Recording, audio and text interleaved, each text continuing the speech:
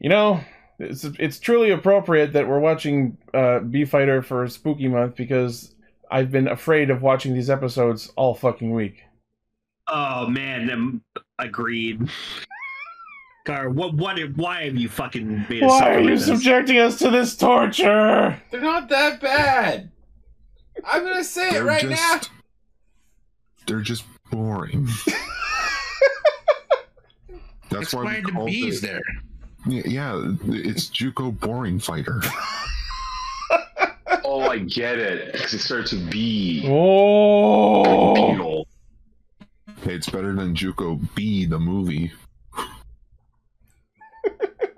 Am I the only No, I just one wanna who's see enjoying Jerry himself? Seinfeld with a B commander. now we need to be the roll call. Got him.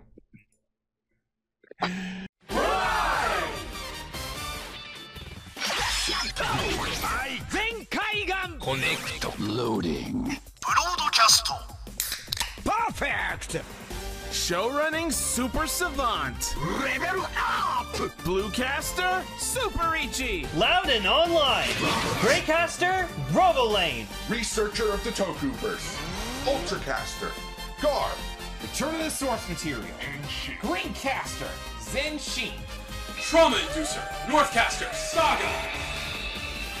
Casting, criticism, comedy, chaos. Radio Sentai Castranger. On air. Welcome to Radio Sentai Castranger, episode 457. Now it's episode Luminion. Or as Gar would say, Lumignon. Luminion. Le Lemon. Le petit mignon. We're Canadian. We have to try. It's the law. Les poissons. Hi hi hi. He ho ho. Jimba melon. Wayne, do you know who did his voice? No.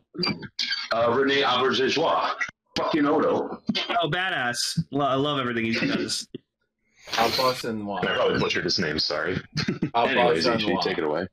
Well, if you happen to be tuning in for the first time, thank you for joining us. We're a school of fish who get together every week to talk about Kamen Rider, Super Sentai, and a third thing.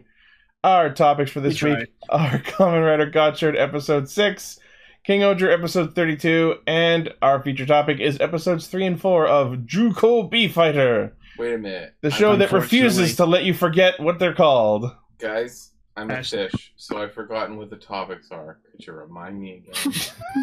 Alright, Gotchard 6, Kingohger 32, and 3 more Juukou B-Fighter. Help it Alright, now do it again, but faster. Gotchard 6, Kingohger 32, Juukou B-Fighter 3 and 4. That helps less! We got a ding dang all going over here. Ichi's going nuts. Dang old B-Fighter. Now do it in Spanish. El B-Fighter! Boom how on That's jerk. Oh. Oh, that's not racist.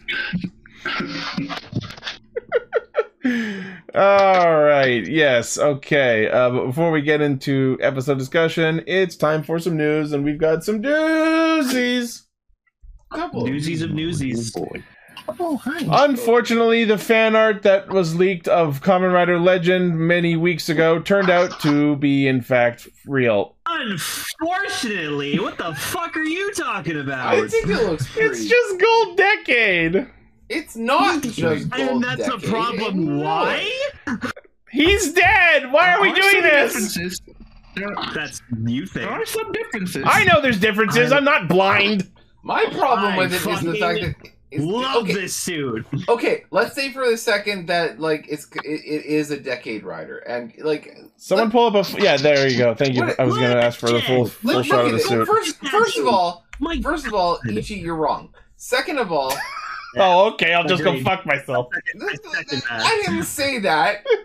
You still can, but I didn't say that. Why is this belt just Kamen Rider Beast's belt, but with a card in it? But still, like, that's nice. Beast Look. card? That's clean. Like, that's real clean. It literally is Kamen Rider's Decade and Lupin fused. My problem is his name is Legend, and the naming convention seems to have DE in front of it, so... Onore Legendo! Honore! We did find out, though, that Mark Okita is voicing the belt, so... Yeah, so that's another point in This Is Decade column. It's gotta be Masahiro Inoue. Fucking has to be. I will Come on. say this. It's probably going to be a two Kaiser situation. Oh, yeah, that's probably it. I'll say this. No. What if it's his I've sister? always thought that the third Decade Rider would be yellow. Yeah. No, the third Decade Rider's Kivala. That's true. No, I mean like the Actually, one... no. You know what I mean, the Barcoger. Actually, no. The tertiary rider of Decade is freaking Decade Kuga. Oh, So- God. It wants that to be the Yeah. case. You know what I mean. So how does this relate back to John Legend? I like. So, here's the thing. I'm hoping this is not going to be in the main show, and so far evidence seems to point in that direction, because this was revealed through an announcement for a Kamen Rider Gotchard versus Kamen Rider Legend spin-off of some kind. Oh, maybe he's like the villain of the crossover movie. It's a YouTube writer. This has something involved with the crossover movie. Yeah, so he's going to be using the Legend Rider Kemi cards, as we can see. He's showing them all off. I can see them all being based on final forms of Kamen Riders. No, they're just based on base forms. We've already we I have love some of the how- Legend Rider cards already. I just love how like more special his card looks compared to the other Legend Rider cards. Everyone else uses rule of thirds. Mine's front and center, baby. Oh no! Like Legend's like purely like jerking himself off with his card. It's In graphics. Yeah. And even Look for at okay. cards, you have an Steel opinion. card. He's got a crown on his head. Oh, yeah, because he's the that's so Time cute. King. I was gonna say, EG, this is the first time I'm seeing this as well, and like as the non-rider guy, like I think that looks pretty cool. Personally, I don't. I love You're the minority in this discussion. I'm really digging the asymmetry on the head. I like the line work with the gold and the black. The eyes stand out in a good way. I don't know. It's a I well just put dig together it. suit. Here's the thing. I don't hate the design. I just hate that it's Decade. I Oh, understand. okay, I don't know what this is. Oh yeah, Ichi's not a fan of Decade as a rider, so I understand, Ichi. Right? Conversely, that's rad though. It It's feels the like best one of my looking favorite Decade riders of all suit. it time. feels like this is an apology for Legend 21. Look, Ichi, I'm sorry, but that is the best looking Decade suit. And we have it now. You know what, Ichi? All is right. You know what, Ichi? I'll meet you halfway. I could do without the tassels on the shoulder. I'll give you that. Like, what's the deal with this? What is his deal? What's the deal with the tassels? Oh.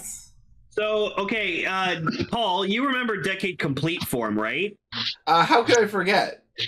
So I couldn't stop laughing for like a week. here was his latest form he got. Oh, you didn't see Decade 21, did you? Complete 21.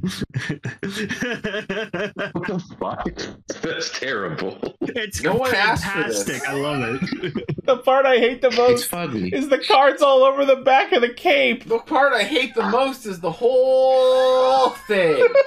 I love this. I can't love can't this design. believe- I hate the whole thing. Nothing is right.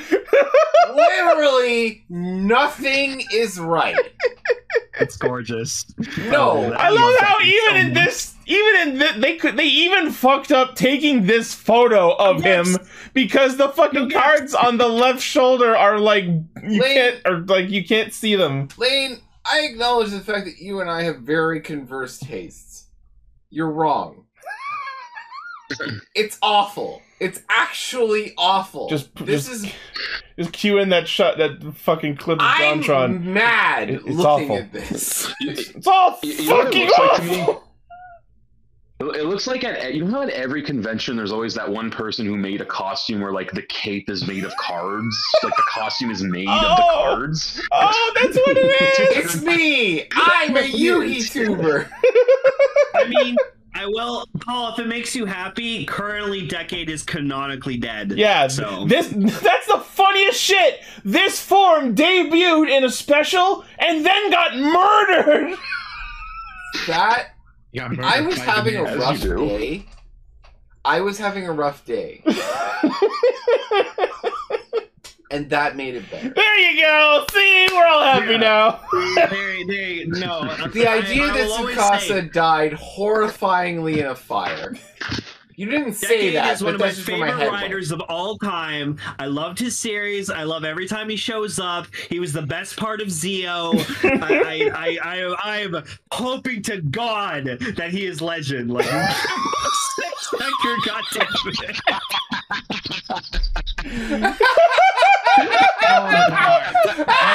it. I still love it. Oh, look, it's the American version. Oh my god, my next cosplay, please. All you need to do is put cards over the eyes and just be like, no, I can't see anything. Now I can't see everything! I could literally talk about Decade for a decade. Well, please That's how much don't. I love. Anyway, Legend. It's a thing. It looks great. It It's looks cool. great. Okay, let's get back to the actual news. So this is going to be a spin-off that will introduce Kamen Rider Legend. This description, who's designed to be reminiscent of a certain Kamen Rider that uses cards. I don't know who. who you're talking about. Kamen more Rider specific. Blade, of course. Wait. Blade? The special's being directed by Storius' actor? Oh my What? Legend is a king form variant. Interesting choice. Robin Furuya, yeah. Storius, wow. Oh my Shitty god! One of the most blandest, shittiest fucking Rider villains ever. Wait, was he the guy that kept doing the backflips for no fucking reason? No, that's Zeus. Yeah. That was Storius was the final villain. The one with the side Oh. ponytail, because it was a bookmark. with the bookmark fucking Padawan braid. Yeah, the guy that realized that everything was predestined. Yeah. Okay, so Wait, oh, I gotta say, I sorry, like Edgar. they announced this. They announced the suit and revealed it in like this video that they posted on social media, like YouTube, Twitter, Instagram, even TikTok, just to like formally announce Legend. And I gotta say, that's the most flexingest fucking way to reveal a Kamen Rider the franchise has ever had. Oh, not gonna lie, when I first saw that video, I thought that was fake. No, it's from official channels. Because it looks so unprofessional. Nah, I thought it was fine. Then again, this is the director of Storius. It's 2023. We have to, like, this is how this generation does shit, was through TikTok. Well, this generation sucks. The kids are this TikTok and Fortnite and dabbing generation. Get off my lawn. See, when we were their age, people probably thought YouTube was the stupidest thing ever. It'll never sell. Correct. And now it's the worst thing ever. Some people still think YouTube's stupid, and they're right. Yeah, Decker, what were you saying? No one's wrong, no one's wrong in this equation. That's what's weird. I miss Vine. Bring Vine back, please. No. No. Yes, Decker, Vine was what were you saying? I don't want to hear you say that shit. That was Decker. Yeah, you're always talking about Vine. Guys, hold on. Paul wanted to hear what Decker said earlier. Decker, what were you saying? You were cutting off. You were cut off unceremoniously. What were you saying? Oh, I just want to confirm that the promotional video, it's all directed by Storius. Storius is not directing the show or the special. Oh, so he directed the 20-second revealed clip? Yeah. So we just did a clip of the actual show. Amazing. He stormed this up to Toei's office and Lame. Get out of here. Go, guard. Give me No. 30 seconds. He did this just so he could have a directing credit on his IMDb. John Toei, That's all it give is. me a minute. So, Kamen Rider Gotchard versus Kamen Rider Legend will be a 2-episode special streaming on the Toei Tokusatsu YouTube channel. Of course, it would be a 2-episode thing so that we can make the Blu-ray longer. It's debuting November 5th for the first episode, and the second episode is November 26th. You bastards. How much wine have you had? Not enough. Alright. I'll add it to the list. Yep. Oh no, we are talking about this as soon as we can. February is February. No! Here's the we thing. Be relevant by then. Here's the thing. If this is confined to just the 2-episode special and Legend isn't in the Gotchard series proper, I'll accept that. What's it called? What? Okay, it says Kamen Rider Gotchard versus... I already got the thumbnail for when we talk about the special. It'll just be the I Am Legend movie poster, but with Legend on it instead of Will Smith. I could do that. There you go. There you go. Guys, do the Legend movie starring Tom Cruise with the big-horned Tim Curry, man. I need to watch that. It's an interesting movie. All right, well, moving on. Speaking of gold recolors of riders I hate, Kamen Rider Doomsgeets. Doomsgeets. I'm sorry. I'm a sucker for that, and it's a good suit. It's pretty cool. Remember when we palette swapped Geets? What if we did it again? But he's thick though. But he gold now. I'm starting to think you don't like gold. I'm always preferred. I love gold. I hate gold. I've always preferred silver to gold. I mean, I've always preferred silver as well, but I do like gold. That looks clean. Like that looks really nice. I will say, looks great. I will say, my favorite thing about Doomsgeets being a thing is that exact meme Seven just posted. Is this suit black and blue or white and gold? No, fuck you! So much. God damn it. There you go, Ichi. Decorated better. Oh boy. Just both throwing shit at me now. Alright, so this is kind of funny for me. That's great. Doomsgeets.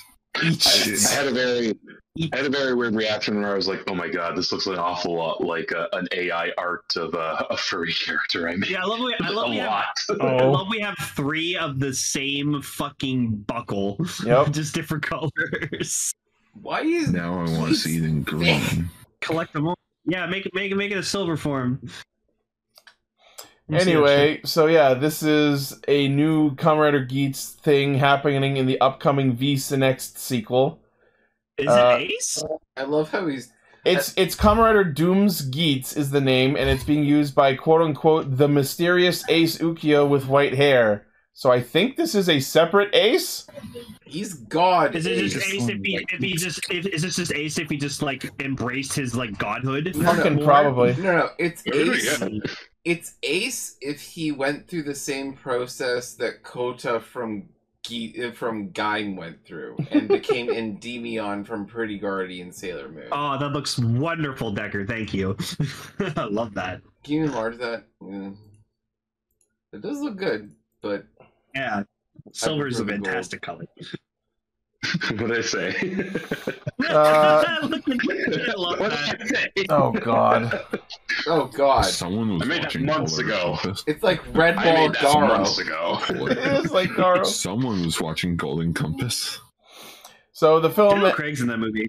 The film has an insert song titled Creators with full uppercase words except for the S at the end, being performed by Prayers, also fully uppercase except for the S at the end, which is a unit comprised of the actors who play Ace, Keiwa, Neon, Michinaga, and Sumuri. So they started a band. Just for the movie. That's great and everything, but it will be nothing compared to the hit Geet song Chair. Just saying. It is a good song. Can't believe it. Is that actually a song? Yes, it's Tycoon Bujin Sword's Chair. It's the theme for Tycoon Bujin Sword. And it's called Chair. Yes. It's actually a good song. Chair. Yeah, so this movie's being written by series head writer Yuya Takahashi, being directed by Koichi Sakamoto, limited theatrical run in spring, and coming out in Blu-ray and DVD July of next year. I'd watch it in theaters if it was happening, but I live in Canada, so... Yeah. Oh. Now I just feel bad. What, that we live in Canada? Yeah. Alright, well... In related news, they also, of course, announced the toy version of the Doomsgeets Raise Buckle. What? They made a toy? Yeah. It looks great. No! This franchise doesn't sell toys. I will say it looks good. I also really like the ID core. The ID core is nice. I love that it bothered to have an ID core, even though the only buckle associated with it covers it up. It's the belt with a gold and black styling. So well, it's probably because it's like before you see it on the Desire driver before he puts the buckle on. No, obviously, but I just think it's funny because like. In case you want to be like Doom's Geats Magnum form. Alright. Such a dazzling belt of just one color. Such a great belt of just one color. It's just gold and gold and gold and gold and gold and gold and gold and gold. Moving on. We won't stop. I did stop. Yeah, so yeah, that's the toy version. Premium Bandai, web exclusive, 57.20 yen, releasing in March. So it's good for it. I love how it's like $60. I love how much we're done with Geats. Yeah, we're just like basically anyways. $60 plus markup and shipping and whatever. For like the belt or just no, it's just the buckle and the ID core. The two buckles and the ID core. Belt sold separately, Paul. You have to desire it. Yeah, I don't. You gotta have this woman in a white and black dress. How much? Well, you gotta have a woman in a black and white dress come up to you with a yellow box and say, "Congratulations, you are a Kamen Rider." Maybe. Okay, cool. Moving on. We saw one at Fan Expo this year. We did. I remember you showed me this rider, and I'm like, "Who is this?" This is the SH Figure Arts of Kamen Rider Arc 1 from 01. Hell yeah! The eye glows. That's rad. Why is everyone groaning? It looks great. No, I think it's fine. It looks fantastic, actually. We're all loving it. Yeah. It looks like it looks like an Aron car from Bleach. It pretty much is. It is. You haven't watched 01, right? No. So yeah, it is like a good rider gone bad kind of scenario. That's really cool. That's great. Yeah. I was looking at this and I'm like, yeah, I'm digging everything. The white and black, the red detail. I really like the one eye thing. That's and then they one up the design when they made fucking Arc Thouser. So can I see Arc Thouser? I love that Oh, it's a Zolo. I don't think that's bad at all, but I do prefer the original. Is I like the asymmetry. Is that helmet the same as Zaya, or are the white horns black on Zaya? No, I think that's Zaya's helmet, just they painted the horns white. That's what I'm saying. That is literally a Zoolord from Guyver. I'm sorry, but like I know it's rider armor and they're biological, but like that is a Zoolord from Guyver in terms of the stylization of the head. Who is that? That's Arc Zero. That's a different form that uses the same belt. He's voiced by Aizen. Rad. Yeah, and he's voiced by Aizen from Bleach. Of course it is. Yeah. There's no one else. 01 had really, really good suits. Oh yeah. I have to watch 01. 01 is fantastic, like all around good. Yeah, 01's a great show. I just personally don't recommend the official Blu-ray. Yeah. Really? Mainly for a few reasons. But tell me why. Because tell me more. I would like an official release way to watch it. On one hand, it is official. However, it's not the best quality of 01. What about the Shout Factory? Well, that's what I mean. Like it's. Oh, is that what you were getting at? Like, yeah, it's like it's the TV master. It's not the actual high definition, like master from. I love 7. It's not high quality. I'm willing to sacrifice quality for like accuracy in subs and stuff like that. You know what I mean? Like if it doesn't look as good, but the subs are like more. Here's what you do: buy the official release, but then watch the fan subs. It's like emulating. It's legal if you have the official thing. I just buy the Shout Factory release, where it's apparently it's just good, right? I have no idea how good they are. Like Izu, like there's a main character that got their named like properly translated, and it just sort of doesn't work. I don't care. They changed it to is? I don't care as much about that. I can find out what their real name is and not care. Yeah. Then by all means, stream it, because how are the Western comics of 01? How are the Western comics of 01? Because I know they're fucking trash. Really? They are fucking trash. Really? Tell us how you really feel. I don't like the unfortunate. I don't like the Ragnarok suit. It's nothing but pandering. Oh, lovely. All right. It's anyway, very irrelevant to the show. we need to move on. All right. So this form's cool, but in terms of like dark Naruto forms, 001 is the champion. Yep, agreed. All right. So yes, the Premium Bandai Web exclusive, 8,800 yen, releasing in April. All right. It's so funny that we're talking about B-Fighter because there was some B-Fighter news. That literally looks like a gotcha. What? That looks like a gotcha banner. Premium Bandai posted official images of the SMK kit, Makes Pose, Black Beat, and Super Blue Beat part set. I feel like I'm supposed to save my... Sorry? You can't fool me, Ichi. That's General Vengeance. Okay? Well, I still have Serpentera. Yeah, I think last week or the week before we were talking about how they put out a model of the blue Beetleborg, and now they're doing Shadowborg and the blue Beetleborg superform parts. They're listening to us.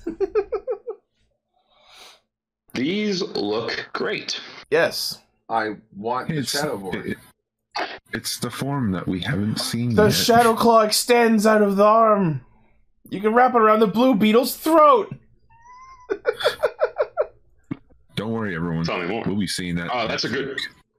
That is a great action pose they have at the very bottom there. Yeah.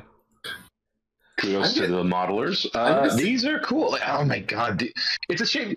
I haven't seen any of the B-Fighter, but it's a shame you're telling me it kind of sucks because, like, God, this looks so cool. No, It really doesn't. Sal, Well, Sal, it doesn't suck. I'll explain this. I'll say this. Once he shows up, Blackbeat, like Shadowborg, the show finally picks up.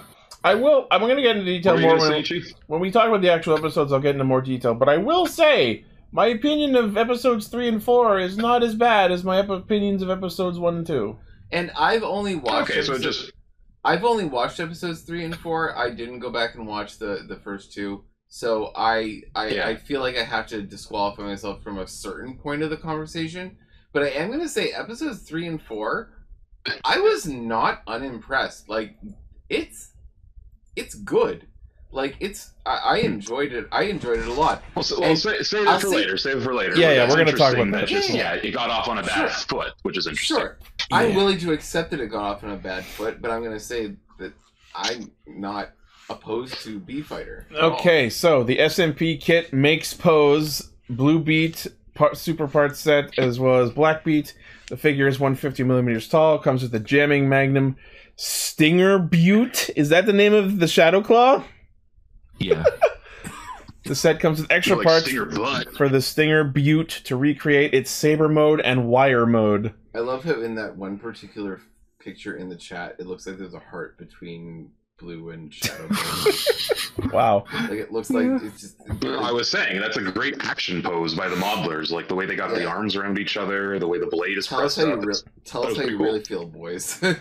The set comes with the Beat Ingram Super Discharger and Power Generator, which forms Super Blue Beat. You know what I'd be curious about with these? If you could attach the Super Blue parts to Shadowborg and make Super Shadowborg. How rad would that be? Thunder Stinger. Just throw that curveball in there. Right?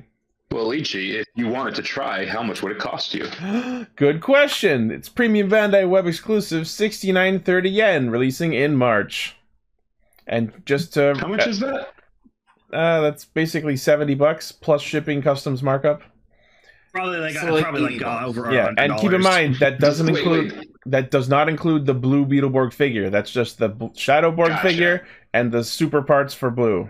I do want. You know what? I would buy the Shadowborg figure and the super parts for blue just to have them, and I would consider buying the blue figure. Yeah, and keep in mind that man, like because these are SMP, I believe these are models you have to actually build. That's fine. I'd build Nice, them. I'm in. I would happily build them. Yeah. I'd build a Shadowborg model. You would Bilderborg? Yes. Quick sidebar here for a second. Like, thanks again for that. That was fun. Build a Beetleborg. If they announce a 2-pack of G-Stag and Rebel, I'll consider it. Want to have the model but don't want to build it? Cell will do it for you, and you'll give it back. Yeah. Yep. Maybe. All right, and our last piece of news. I'm glad you're here for this, Paul, because they've announced a new Garo series. You didn't actually tell me about this. I wanted to wait for now. Yes. Let's see. After years of nothing, Garo, the one who inherits the steel, will premiere in January 2024. The one who inherits the steel. If you're Garo, does that make you king of Gars?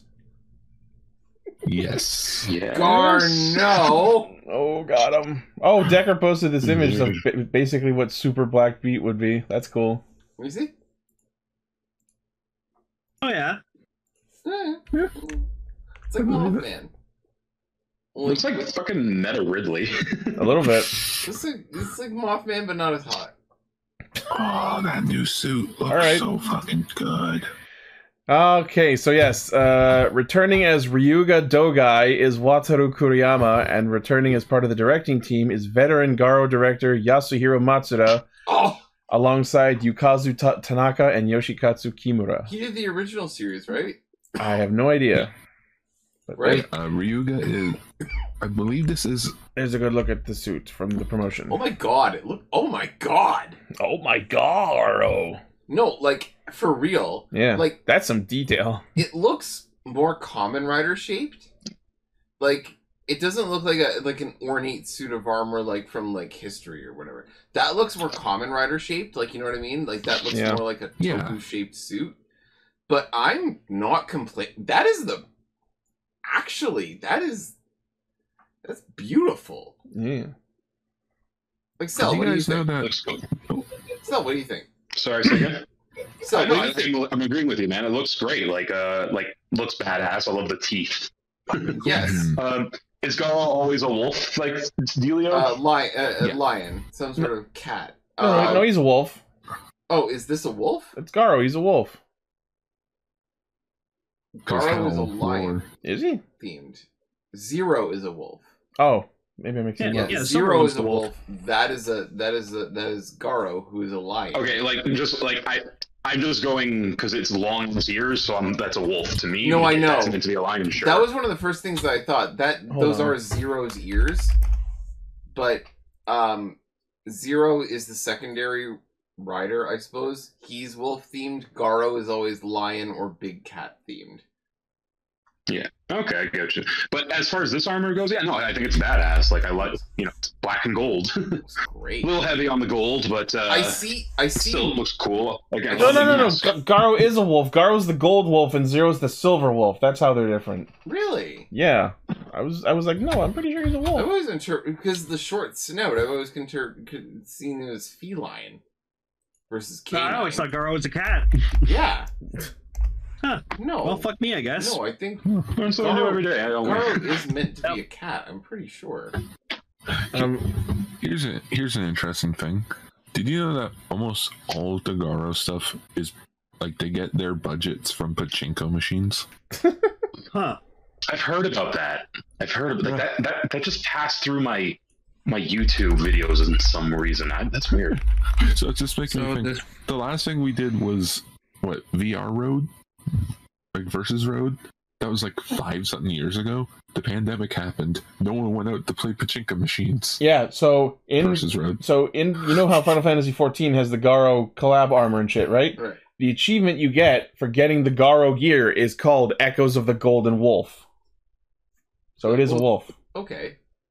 I never got that from the design of Garo. Like from the original Garo, you know what I mean? I always assumed he was a wolf. Show me original Garo, because I'm obviously more animal inclined than most. So I just saw that and saw wolf, but maybe like show me an older one. I'm curious. Like the bad part is like it's 2005 and the quality's the quality's not amazing. But it's basically the same helmet. There you go. Oh, you know what? Decker posted a better photo. Okay, I'll be real with you. If I saw that, I'd actually think like Asian dragon, honestly. Yeah, but I see it more like I do see that as more feline-like than canine-like. Again, with the ears are what make me go. I see the wolf though. Okay. Anyway, we're spending way too much time on this. So yeah, we're not nearly enough. We'll let the fans decide. Should we talk about more Garo next year? I absolutely do want to. Oh yeah, Kaguya says the kanji for Garo is fanged wolf. Okay. I don't know kanji. What animal do you think Garo is? Post in the comments. I've always seen him. He looks like I've always interpreted him as. I think he's an elephant. I've always interpreted him as like a lion versus a wolf, but whatever. All right. I can be wrong. A Garo? Parry the Garo? Parry. The important part, he has the Triforce, or at least a part of it. Probably power. I'm only 7 episodes into Garo, but I'm looking forward to watching more of it. Oh, that's what we need to watch. We're literally just talking about watching more of it. Yeah. Okay. Anyway, that's the news. Anyways, good news. Yeah, guard. So get out. Fucking leave. Stick around and just listen and make snide comments. Oh. No! That's what the show is. I might listen, and then if I remember stuff from B-Fighter, I'll join in. But in the meantime, if I have something to say, I'll have something to say. All I need to know is, am I keeping your models on the video? Because I have a button to turn them on and off. Yeah, boy. Yeah, man. All right. North speaks again. To you guys talk about the episodes, I'm gonna go play some Fall Guys for a bit. How fucking dare you? You still play Fall Guys? Fortunately, not even the FF14 collab can make me like it because we got that shit instead of Blitzball. Let's span her right into this episode of Gotchard. Got him. Shanto.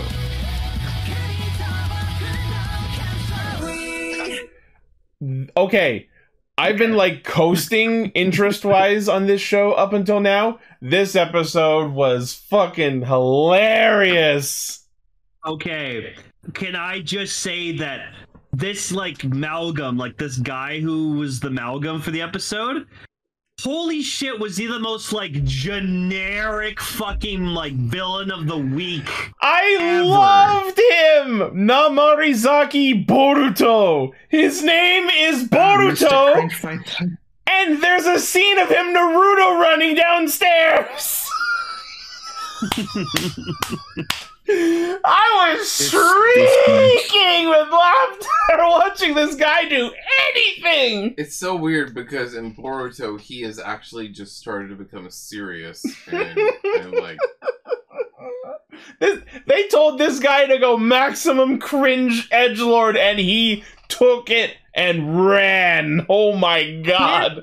And I swear to god, I think at some points like you heard him talking like in person, but he was like dubbed over, like he ADR'd himself. It's weird. I don't know about that. That's what it sounded like to me. It sounded like that to me in some parts.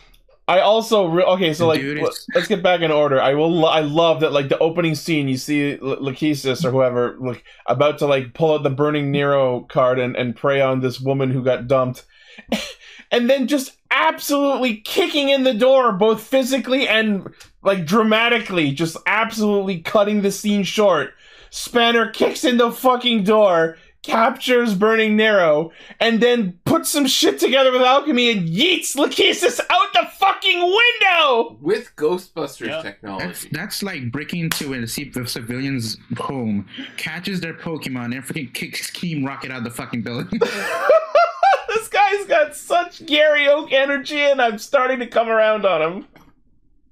Oh my god, he is Gary Oak. He is. I like oh my god. Smell you later, Lachesis. I like Spanner. Don't get me wrong.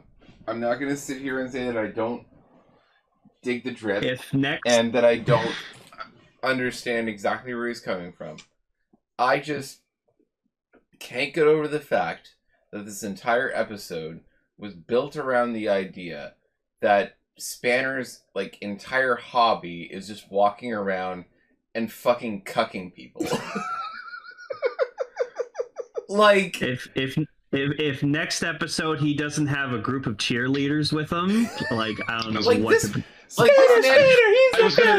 like this man walked into the protagonist's mother's restaurant and walked up to the protagonist and said, "Give me breakfast," and he ate it, and he was like, "This is awful. This is shit. How dare you? This is trash." And then he makes Gary frackin' Oak. Yeah, and I adore the fact that like it seems like his entire hobby is just walking into places. Anything you can do, I can do better. Yeah. I can do anything better than you. Just yes, you did put that. A coin in the jar, right? Like, yes, you did that, but I'm about to just fucking, like, sexually demean you in front of your mother. And best friend. And best friend. Like, in the culinary. The best part, too, is, like, he's like, no, I'm gonna show you how to make a real fucking breakfast. Hey, can I use your kitchen? Literally. And I was like, wait, like, you don't even know this person. But, Mom, I hate him! And Spanner effectively goes... Spanner effectively goes, "Fuck you, I'm your son now." I like the fact that she actually went, "Do you think he wants a job?" And I'm like, "You would fire your own son." Yeah. That's when Buddy goes, "Don't push me, man. I'll be breastfeeding by tonight." Oh. I love that Hotaru is just like so fucking done with this man. What the hell is that cute. Purple? Like, his aesthetic is so purple that he even makes this food that looks purple, and I'm like, what the fuck even is that? I literally looked at that plate and I was like, you created an Oma rice, sure, that's fine, and I'm sure your rice is well seasoned, but you put grape jelly on top of your purple eggs. Stop. I mean, my dad used to put jam on his grilled cheese sandwich, so... Oh yeah, people do jams with a lot of stuff. Mm-hmm. I understand, but I don't. I'll never get over apple pie and cheddar. Like that's a weird one. That's weird. Delicious. I just love how there you go. I just love how Spanner walked in and went, "I'm your son now." Let me cook. Sure thing, son. I'm your son. Guys, that means you had 2 episodes with mommy kink themes. We're getting there. In one episode, you're being stepped on, and the other side, you're being cucked on. Like, you're being humiliated. What the fuck is happening? I don't know what to think of this Toei man. is wised up. I fucking hate him. I hate everything that he is, everything that he represents. This like fucking like ballsy attitude. But like, God, he's so fucking cool. But he's so cool. His writer debut is gonna be the most fucking badass thing ever. Just, you know what? But he's so cool. But that's so dumb. But he's so goddamn cool. Here's the thing, though. Fucking Broly. Here's the thing. Rene, while what's his name? The protagonist. Hotaru. Well, he's talking about him. She's like, "You're so fucking transparent. He's so clearly better than you." And no. It was Renge, his upperclassman, who basically went, "You petty, narrow-minded people are often intimidated by people who can do everything." And he just cut to Hotaru like, "What did I do to you, bitch?" No, he wasn't going. What did I? He was going. I didn't say anything. Call the teacher. We just witnessed a murder. I didn't come here to be called out like this. I'm just here to catch Pokemon, and I'm feeling so attacked. He was feeling attacked. What did he was feeling threatened. Oh, so, you know what it is? It's actually all just a very good allegory for high school life. Pretty much. I feel like everyone hates her. And, you know, we've got some good themes here. You're putting that in the thumbnail. He's even wearing purple. You're putting that in the thumbnail. Yeah. Hold on. Yeah. So we find out over the course of the episode that our monster of the week, one Namarizaki Boruto, is angry at Spanner because a year ago they each competed in an alchemy battle to see who would get the title of Super A rank alchemist. And fucking, oh my god, Spanner just laid him the fuck out. Yeah. And then he spends a year being angry and then tries this whole episode to fight him and get his revenge.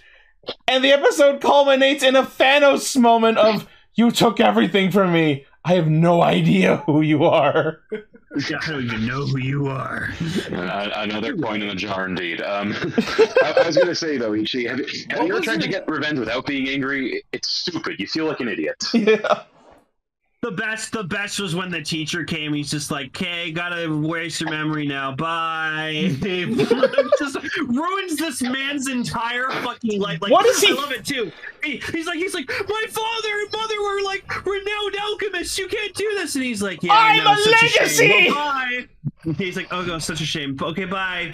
Privilege boy. My dad could buy and sell. Yeah. But see, here's the thing. That was the best part of the entire episode for me, because that's vaguely threatening. Oh yeah. Like, and now you have to imagine, like, what does he think he's been doing for the last year now? Everything else is funny. Like, everything else in that episode was funny. And Lane, thank you for bringing that up, because everything else in that episode was funny. But then he showed up, he glowed his magic ring, and the guy we didn't see how he responded to it. Like, he just got carried off like a zombie. As far as we know, he got lobotomized. Pretty much. Like, he literally got all of his shit yoinked out of his brain. Like, he said his parents were alchemists, as people in our chat are saying. What the fuck is he gonna think when he goes home? Yeah, like, as far as he's concerned, what will he think? What can they leave him? Like, in terms of his life, it's like trying to erase. It's like being faced with a Harry Potter wizard and having to make him think he's a muggle. You know what I would absolutely love to happen with this character?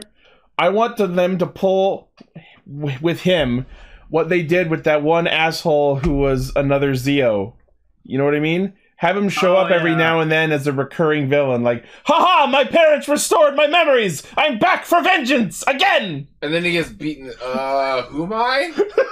What happened? No, I was about to say, actually, what if it, like, I want to what see if it that went way too far and he gets home and he's like, what's these? And like, those are stairs. Oh. He just gets permanently brain damaged. Oh, they can do that. Oh, that'd be hardcore for Kamen. That would be kind of awful. You can brain damage a person with a nail. They can definitely do it with magic. Oh, yeah. You know, I'm okay, except the brain damage. And the brain damage. Damage. Oh, so we also got the debut of Gotchard Burning Gorilla. Which didn't get a stock mention! It didn't, but it's sad. It's still a pretty fucking cool-ass form. Cool. It is pretty cool. It's this fucking Sagozo form, and his finisher was actually pretty fucking rad. I like it. I like it at the end of I like at the end of hearing Burning Gorilla, you just hear a gorilla going like. Oh yeah. Sorry, what were you saying, Decker? I love that. I think the reason why they didn't give Burning Gorilla and Venom Venom Arena stock henshin, because it's not like one of Gotchard's primary forms. Like, we won't be seeing it that often. Knife Wrestler or freaking Opera Escapo. Yeah, we won't be seeing it that often. Yeah. I can't look at this thing, and I love how it looks, but think like Kamen Rider Infernape. Pretty much. Yeah. But it's a cool looking form, so I'm actually, it's very cool. I'm upset if we won't be seeing it as regularly. Like, it looks good. And speaking of good forms, I gotta compliment once again the amalgam design for Hawkstar. Love what they did with the arms and the wings. Yep. Need a picture of this one. Someone pull up the Hawkstar amalgam. Oh, so like, Cell hasn't seen last week. Cell, this was the monster from fucking last week. This was the monster from last week. The Burning Gorilla amalgam. Oh, no, I remember him. Or no, Gorilla Sensei. That was the greatest thing I've ever seen in my life. Yeah, thank you. I remember you guys talking about this, and I'm like, oh my god, that's the Hawk steer. Oh, Oh, that's badass. Right? It's like something out of like Jacob's Ladder or something. That's some Machine Mori shit. That looks like a Devilman villain. Like, looking at it like that looks like a Devilman villain. I like it too that the suit actor's arms were in the wings. Yeah, no, half the time they were in the wings, but then sometimes the actor's arms were in the actual human arms, like when he was holding Rine when he kidnapped her. Like I've been saying, the way they switched that up, this is some of the most creative Monster of the Week design I've seen, aside from the fact that they're wearing pinstripe pajamas. That's the one part I don't like. They still are. They are the Malcolms and Pajalgums, and they're going that way till the end. Yep. Malcolms and Pajalgums. Yep. That was a good show. Who came up with that? The That was a good one. Malcolms and Pajalgums are coming down the stairs. The Malcolms and Pajalgums are chasing 100 full gout Malcolms. All right, so Credit to you, Jerry. we have to talk about the elephant in the room. I know there's one part of this episode that a lot of people are taking real fucking issue with, and I completely agree. It's the scene where Spanner is talking to Rine, and he sees that she looks sad because she's been reminiscing about her father and pudding. And yes, he does in fact tell her a smile suits you best. He says, "Smile more, girl. Smile more. You look prettier." I know a lot of people don't like that kind of attitude towards women, the whole, like, you should smile more kind of thing. It's not a good look. I haven't seen the episode. How was it presented? Like, was it presented as sincere, or? It's really hard to tell because we don't know a lot about Spanner so far. It's very casual. Mhm. It's very casual. Like, he literally he keeps up his aloof demeanor that he's had the entire show so far, but based on this and previous episode, it seems like he may have some sort of relationship with her that we don't know the full extent of. Although, in this episode, later on, when the monster kidnaps Rine, and he's like, "Ha-ha! I got your girlfriend! Your one weakness!" His immediate response is, "She's not my girlfriend." Mm-hmm. So, as creepy... I mean, like... It did kind of have a creepy stalker feel last episode when he was, like, talking to her and smiling at her weirdly, but I don't think it's as bad as we think it is. But he definitely has some sort of interest in her, even if it's not romantic. Yeah, and, like, I mean, to be fair, it could be a thing that changes. Maybe he's just being presented as a jackass and will grow. Or this could just be some casual sexism, and we'll know in time. It does. Casual is the right word, I think, for it, just in general. Yeah. I didn't even know that was like... I didn't even know that was, like, a bad thing. I thought he was just saying, hey, like... It's a lot of people take issue when someone tells a woman you should smile more. It's a thing. Lane, didn't Captain Marvel teach you anything? No, Captain Marvel's a bad movie. No. Yeah, Captain Marvel taught me to go watch a better movie. Funnily enough... Wow, got gone. That got gone quick. He hates Captain Marvel so much. Funnily enough, that's also kind of a thing in Final Fantasy XIV. There's a character named Horshathon who at one point tells the main character, "A smile better suits a hero." And there are people who love that line, and there are people who hate that line. I agree. Like, I mean, it's poetic, but connotations are connotations are connotations. It depends on what gender your character is. Yeah. It depends. Anyway, my point's been made. So, yeah, we get the debut of Burning Gorilla. It's awesome. No stock henshin, but whatever. What I think was the far cooler debut... Actually, I don't know if it was in a previous episode or not, but I will say Valvarad Gekiocopter. So fucking badass! Oh, yeah. I like that... for like a second episode. Okay. I like that he got he didn't have like enough height to like get up to like finish him off, so Gotchard like went steam hopper and just like rider kicked him to give him more elevation. That was great. I like that because this foreshadows them working together more in the future. Oh, absolutely. To the future. Oh, where's going? Because we know that Spanner's not going to end up becoming, like, the secondary rider. He's going to be, like, the badass tertiary rider like Chaser was. This like I was going to say, this is the second coming of Chase. And we'll see if they handle it as well. Yep. Which means he's probably going to die by the end of the show. I think he'll be the But I will say he won't be as good as Chase, because Chase was the best. I think he'll be... Prediction? I think he'll be the tertiary rider, and the person you think is going to be the secondary rider is going to die. There is chatter that Rename might. There's chatter that Rename might be the secondary, but there is also chatter that she'll just stay as like the alchemist assisting. I think that they're gonna still keep building him as the tertiary rider who's like outside of the group sort of thing. But I think that the person who does get the suit as this that you think is going to be the secondary rider is going to be struck down early. They'll absolutely make her the fucking rider, guaranteed. I don't know. I'll be surprised if they don't. It's just me saying that, but like at some point during Castranger, you guys can harken back to this bit of dialogue and you can be like, Paul, be on this episode because we gotta talk. Because we fucking that's where I think the relationship is gonna go. I think he's going to be the secondary rider, but we're not gonna read it like that. Also, just this has nothing to do with anything, but like the one as Hotaru is approaching like the quarry where the test happened, where the battle happens, for some godforsaken reason, for 2-3 seconds, there's a shot where he's driving the bike and the camera just flips upside down, and I'm like, what in the fuck was the point of that? I loved also that you could definitely tell that they didn't use stunt actors when they were riding the bikes. Because they didn't, shadow their helmets or something.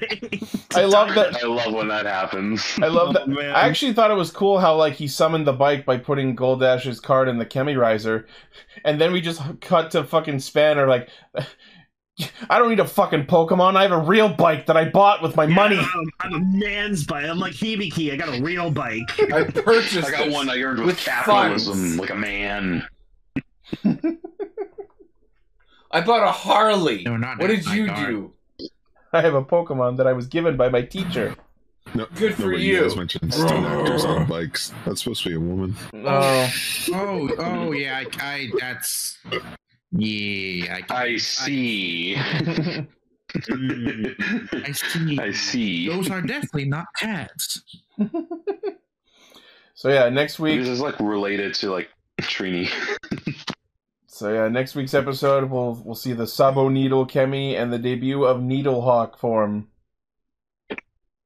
Needlehawk. This is a two-parter. Kind of? Not really? Not really. No. We resolved it. We resolved the Boruto arc.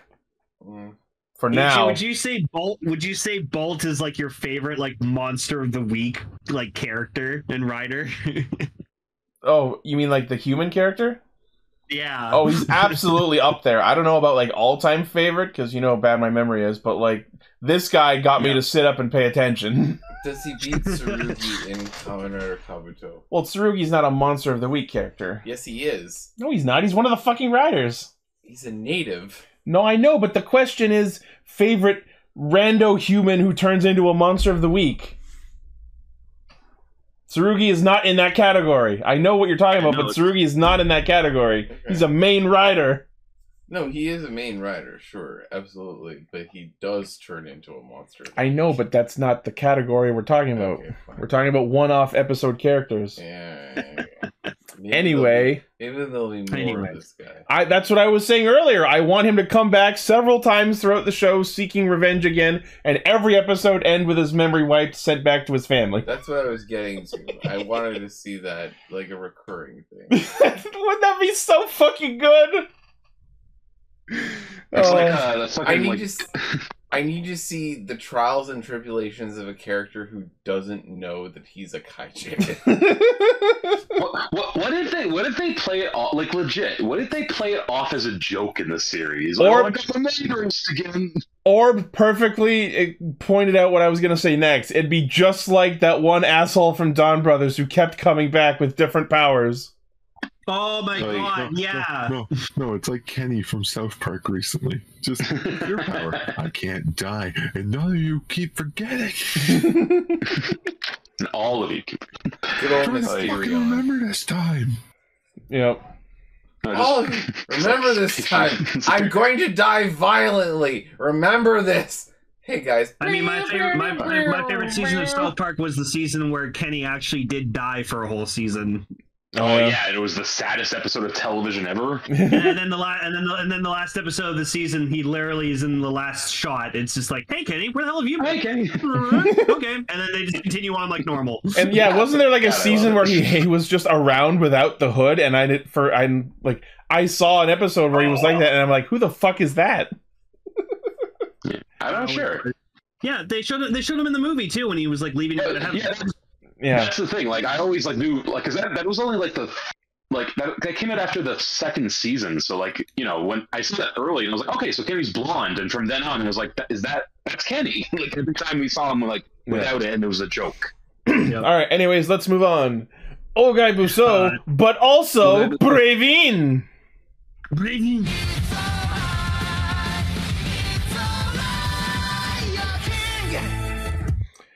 And so we have come to what was inevitable from the start of this show, a reverse isekai arc. Yeah. Had to do it at some point, people. Damn you, Dijon mustard. So the Kingohgers wake up in modern Japan. Oh my god! Like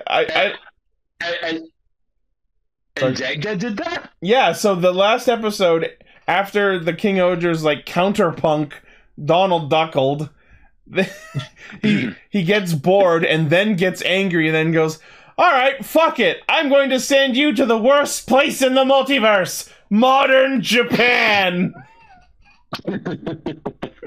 And he sends them to like actual Japan where the Kyoryugers have been. Jersey. Like literally, when I was watching the episode, it was like New Jersey. Yeah, we were both voting Robot Chicken subconsciously. Let's be honest. Yes, we were, but at the same time, it's the right answer.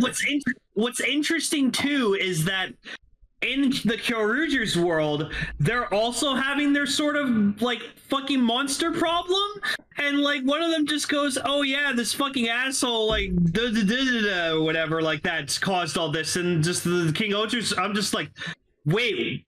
Oh, so he's just had an influence everywhere then. Yeah, the fact that he sent them here means he can come here, which means he's just been causing trouble and throughout the universe. He's throughout the multiverse. He is said he's the king of the universe. What if he's just been behind every single Sentai villain? I was literally about to say. So he's that's the twist with him. So he's Sentai's version of Foundation X. He's Rick Sentai. Yes. Rick Sentai. He's Rick Sentai. He's the guy. What was the villain faction in Q-Ranger called? In Q-Ranger or in Kyoryuger? Q-Ranger. Jark Matter. Yeah, Jark Matter. Maybe he made Jark Matter. Like, maybe. But yeah, so we get to like the Kyoryuger 10 years later Earth, and we find out, yeah, Doug Dead has been here and has been causing shit. He has revived, or rather, I don't know if it's a revived or a created, some new Deboth generals in the form of Kabuto Bunshin and Sen King. So Kabuto Bunshin apparently is like the new leader of Deboth, and I don't know if he's like actually biologically related to the previous actual Deboth leader, or if he's just like a I'm next in line for the leadership kind of thing. And then the monster that serves under him, Debo Sen King, is literally this fucked up amalgamation of Chaos, Candelira, Lucky Hero, Igaron, Dogold, Endorf, and D from the movie, all into one terrifying creature that can't decide on its own emotions because it's caught between all of them. And it's all just awful. Because, like, I'm watching this and I'm like, I don't like your design. I don't like the motivation you're going with where you're switching between the various things. I'm just like, you are literally the bare minimum that you could have come up with. It's like some horrible Megazord made of evil generals. It's the bare minimum that you can think of. Throw pictures at me. Like literally, it's the bare minimum you can think of. Someone pull up an image of Sen King in the chat for Cell. But yeah, send me pictures all the way through, everyone.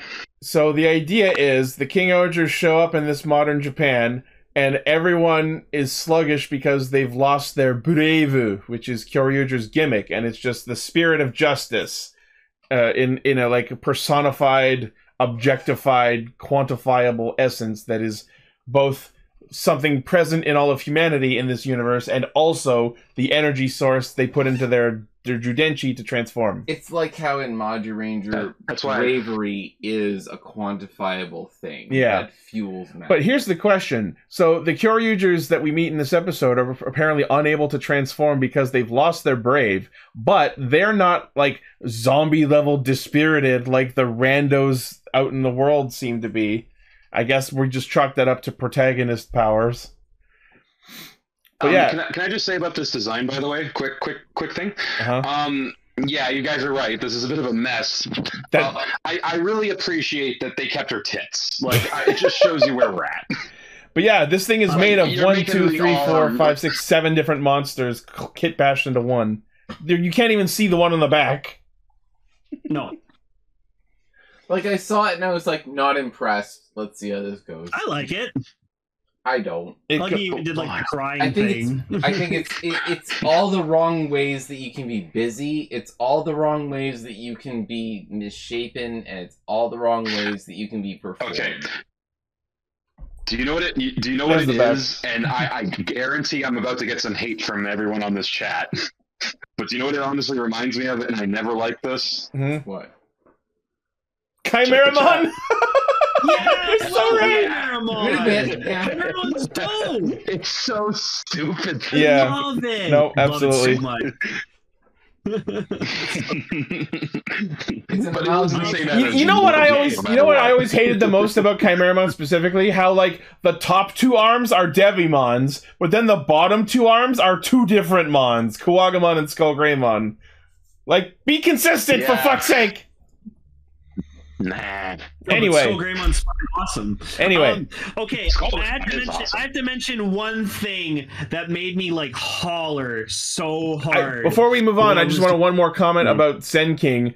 I love that like it's an amalgamation of all the Deboth generals, most of whom are all dead, but Candelira and Lucky Euro are still part of this fucking mishmash, even though Candelira and Lucky Euro are still alive and helping the Kyoryugers.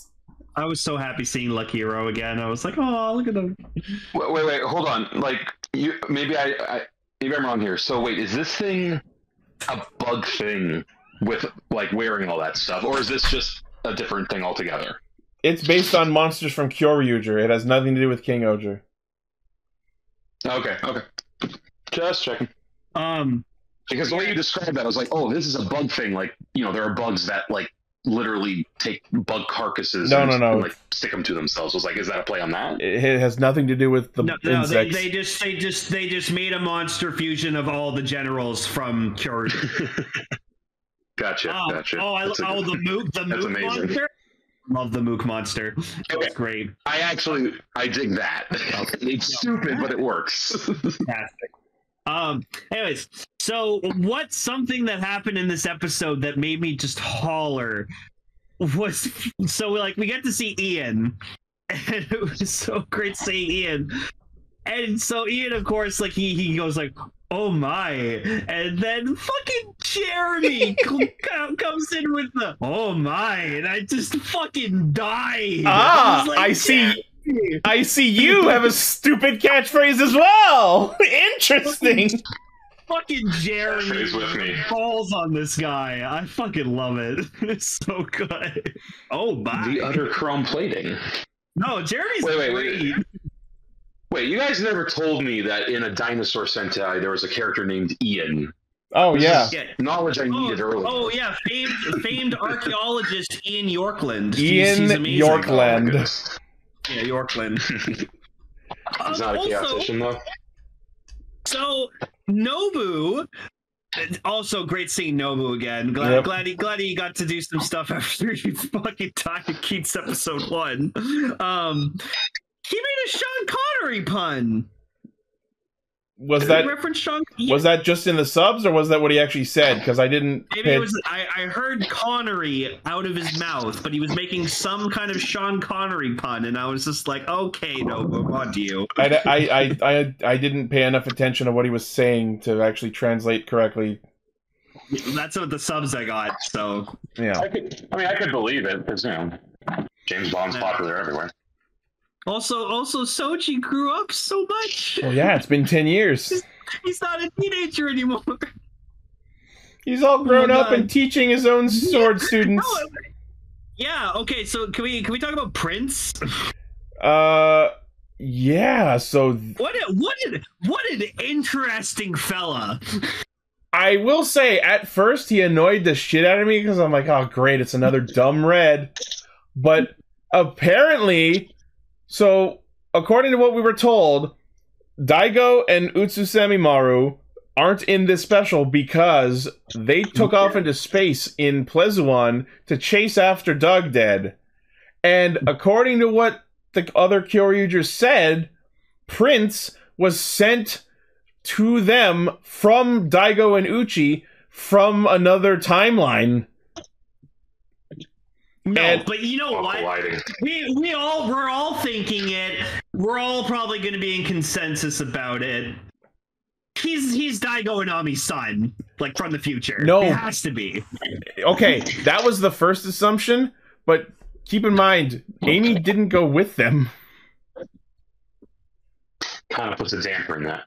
No, but that's still like they went to a future, but that means it probably still is their kid. As much as I would like that to be the case, I have another theory, and I'm going to get into this a little more. Okay. So good theory. I'm going to get into this theory a little bit more once we talk about the plot drop at the end of the episode. Oh, yeah, please explain that to me when we get there. Fuck. Yeah, but in time. What the fuck was I going to say? Busted his shit. Oh, so tell me, did anyone else besides me recognize who that farmer was? The one that Kaguragi was hanging out with. Lord of. That was Gentle. I've dropped Kyoryuger and I don't know. Yeah, they did say who was that again? That was Gentle, Amy's butler. Oh my god, that's right. Why is he a farmer now? Why the fuck not? I don't know. Guess butlering didn't work out. Yeah, I guess. But no, he didn't match up with Sebastian though. That's interesting. Oh, I loved when Himeno, like, she's like, I don't fucking like where we are right now. She's just standing in the middle of. She's wandering through the middle of nowhere in a completely different world, and she just shouts for Sebastian like he's gonna pop through a portal with a tray in hand. Well, I mean, she probably believed that was a possibility. I guess she just assumed they were still in the same planet. Also, Ichi, I think your theory about frickin' Gira having like the Kugata's soul in him, I think that's sounding more sound. Yeah, that's basically confirmed. So the fact that he got to transform and no one else did. Wait, say that one more time. Sorry. So. None of the Kingohgers can henshin while they're in this world except for Gira, and this puts another nail in the coffin in a long-running theory, or rather a couple of theories. That he has one inside, right? Yanma specifically says that the others can't transform because they're cut off from their shoe gods. The fact that Gira can still transform means that he's not cut off from the shoe god, which means... My two theories have been so far: A, the Shoe God soul is inside of him, possibly fed to him as Rainbow Jururira when he was a child. And second, and this theory is less likely, but it would explain why nobody remembered who he was before he was like formally announced and revealed. That he is the Shoe God soul changed into a person. Those are my two theories. That's very interesting. I think the former is far more likely. The second would explain that gap in everyone's behavior. But yeah, so the prevalent theory is that the Shoe God soul is inside of Gira, which is why you see that shot of Kuwagata coming out of his body when it charged up Prince's Zudenchi. Yeah. So yeah, that's a thing that is inching towards being formally revealed. We'll get there. But like, and again, it speaks to the show's like quality in terms of like setup and payoff. Like a lot of things have been set up and paid off, and it made sense. Yeah, and that makes sense too. What you're saying, like something that makes a little bit less sense is how Yanma takes the broken Gaburi caliber, a device that in Kyoryuger does not transform anyone and is only a weapon that attaches to the Gaburi revolver, and somehow in his process of repairing it and reskinning it, actually turns it into a working henshin device. Yeah, that's fucking cool. Because he's just that good. I guess. Yeah, Yanma's awesome. Yanma's awesome. Yeah, you know what? That's a point in the Yanma's awesome column. Didn't he like kind of like rework the Ohsama calibers or something? I think he's the one who designed the technology, or like. Yeah, exactly. So there you go. Ichi, look at it this way. I think Donatello could do that, so Yanma could do that. Oh yeah. Yeah. But yeah, as Multi saying in our chat, the one thing about it that I didn't like is when he actually transformed, the fucking sound effects they used were such terrible quality. What the hell is up with that? Well, maybe that's literally because he's doing it out of like he had to do it from scratch, so it wasn't going to be perfect. I really like or the they just had a 10-year-old audio. I like the standby chime for the changer. I thought it was really cool. But just fucking see Prince like do like a Kyoryuger style dance, and he's just like waving the sword around. I'm like, all right, you're gonna fucking cut somebody if you do that again. Jesus Christ. The dance was a little flaily, and I kind of hate the henshin chime. It's just a fucking samba version of "You Are the King." I'm like, really? Oh dear. Yeah, but we got to hear old shit again, so all was well in the world. You are the king. Yeah. But yeah, I like that Gira like does his like evil king shtick to him, and he's like, "I'm gonna take over Japan." And I'm like, "Oh no!" Like you want to be, dude, you can't say that. It's like I also really love Yanma like talking to Ian like, "Yeah, we're from Shugadam and Inkosopa. You'd be stupid if you didn't know where those were. What is this fucking Nihon shit?" You fucking weebs. Fucking weebs. Japan. Also, Disneyland. Yanma just kept fucking calling everyone like Tanuki brains. So I'm like, Yanma, give it a fucking rest, buddy. Jesus Christ. That's where you go. That's raisins. Well, like that's just like his. That's the family friendly version of him calling everyone a dumbass. Well, you know what? You know what? Get woke. Get better insults. No, you. But yeah, so Sen King attacks again and attacking more people, and then we get the debut of the pincering hero King Kyoryu Red. And you know what? I like it. Weapon design issues aside, the suit is really, really good. It is the perfect amalgamation of Kyoryuger and Kingohger suits. P good. Yep. I like it. I have one weird problem with it. So he gets his ranger form because Kuwagon gets in like his energy into I know the exactly battery. what you're about to say, and it's why does he still have Tyranno motifs on the suit? And the only assumption I have is because the sword is a dinosaur. Yeah, sword. Let's just assume that it just has residual Gabutira energy in it.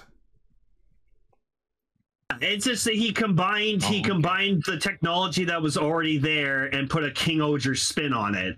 So because like the battery itself didn't actually have Gabutira's energy in it. That was the problem.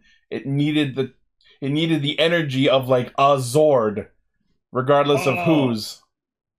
I also love how much Soji was like hyping Prince up, being like, yeah, if he got his hands on a fucking like Gabutira or something, he'd be busted. He'd be like the hero we need. And I'm like, I don't think awesome. it was specifically like, I love how he was hyping him up. I don't think it was specifically if he got his hands on Gabutira. It was he has a lot of untapped potential that he needs a way to bring out, and testing against Gira was the way to do that. He could be protagonist, but we're not sure if he should he pull out tagging. No, they wanted him to. Like, it wasn't a should. It was a he needs to figure out how.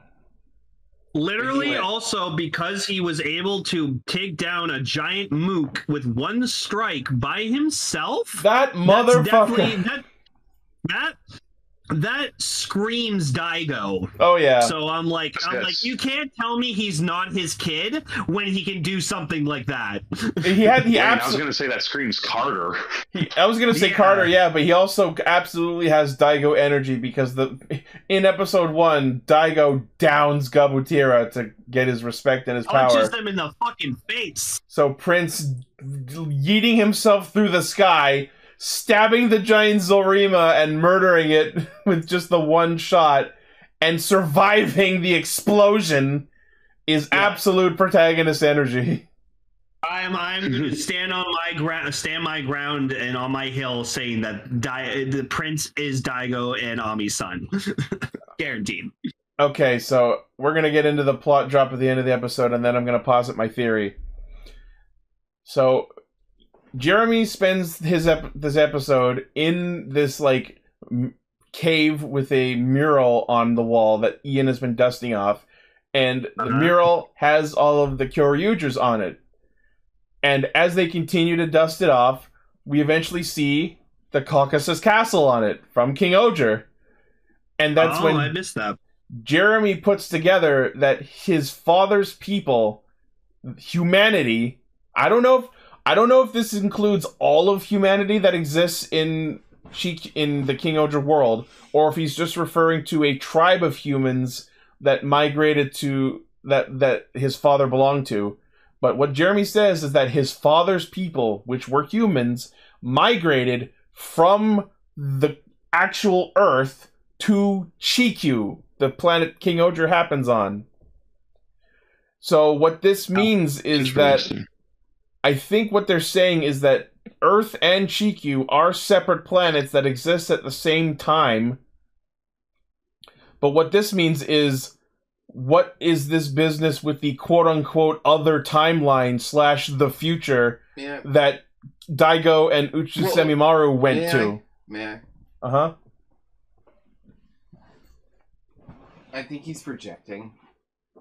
I think he said Chikyu, which is Earth, and he assumed, so this must be another planet that I'm not familiar with that's based on what I'm used to! No, here's the thing. We've known since the start of the show that the Chikyu in Kingohger is not Chikyu the Earth that is normal reality. Okay. Here's what go ahead, Lane. Go ahead. You're going to agree with me on this, so... You know who they are? Who? They're the fucking Telmarines from Narnia. They're just humans that were lived on native to Earth, and they found their way into Narnia and settled there. What this could be, and maybe this is thinking a little too much about it, but like it could be if they came from Earth originally and went to that new planet. Here's the thing: distance affects time greatly. So like it could be thousands of years in the past for them, but it's still it's existing concurrently, you know? Yeah. So that could be what they say. It's like if Dagdead, especially if Dagdead is playing with space physics here and reality bending, like I don't think that's off the table. That it's yes to the all the above. So I think what's happening here is if they're implying that there is a way to get from the Kyoryuger Earth to the Kingohger Chikyu and back and forth between these two planets, as not only Dagdead has illustrated, but possibly that's where King and Utsusemimaru went. If they traveled to the Kingohger planet, but in the future, as they've said in the episode, because they said that Prince was sent from the future, what I think has happened here is that Prince is from Chikyu, the Kingohger planet, in the future. So what I think this implies is that Prince is a descendant of Giras. Oh, or that's why he's compatible with the Kuwagata powers. Or he could be an asset. He could. I will say, because things are all timey-wimey and who the fuck knows, it could also be a case where he is an ancestor of Gira. Yeah, he's an ancestor. He could be an ancestor or a descendant of Gira. I agree with you that he is related to Gira because we've seen very clearly through their interactions in this episode that they are extremely similar people, and Gira managed to do something he doesn't usually do and be the mentor thing in this episode. It's almost like he's teaching his son to sword fight. Sure. Oh, maybe he also has like a piece of the Kogata soul in him. This could be.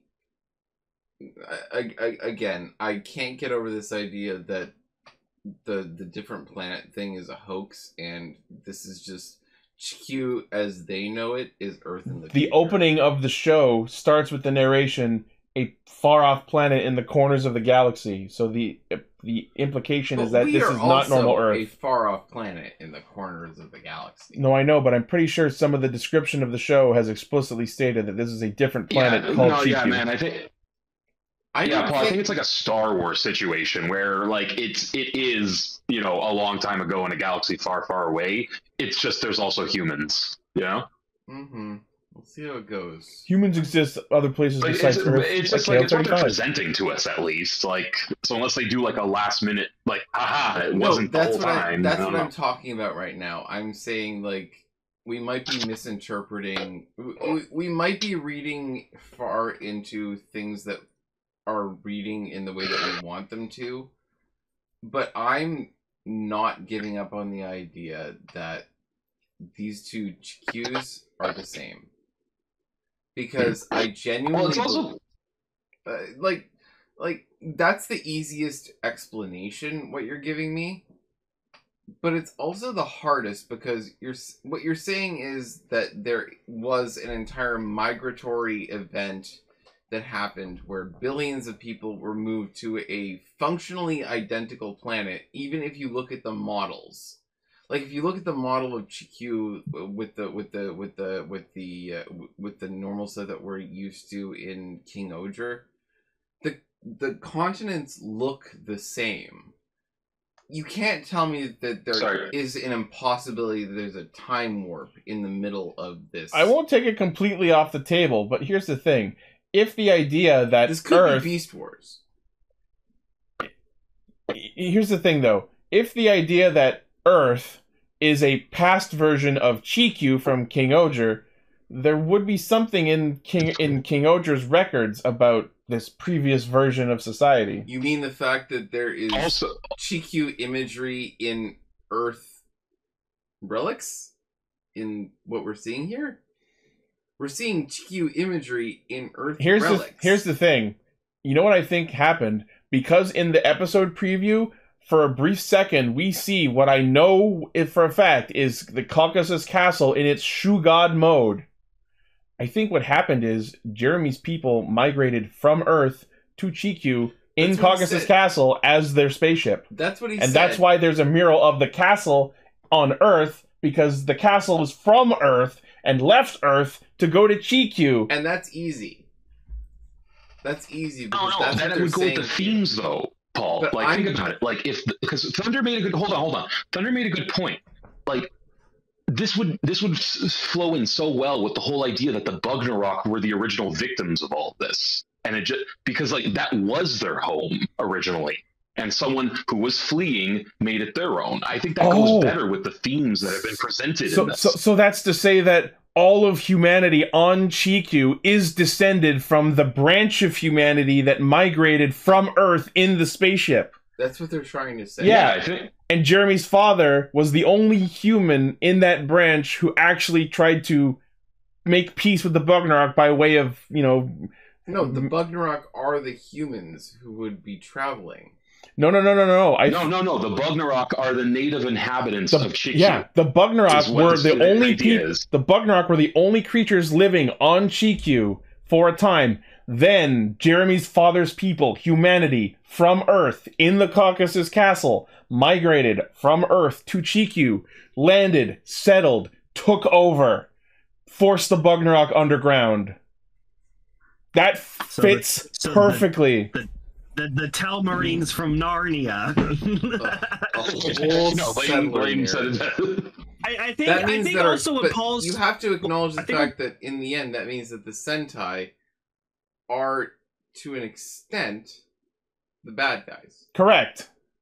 It's all about perspective. And that's Game of Thrones. To simplify what Paul's trying to say is, it's that scene from Futurama episode 1 when, like, you see, like, Fry's frozen and time's going through, and you just see aliens come several times, Earth, destroy it, then we rebuild ourselves with castles and stuff, then the aliens come back again and destroy it, and then we get the future we know and love today.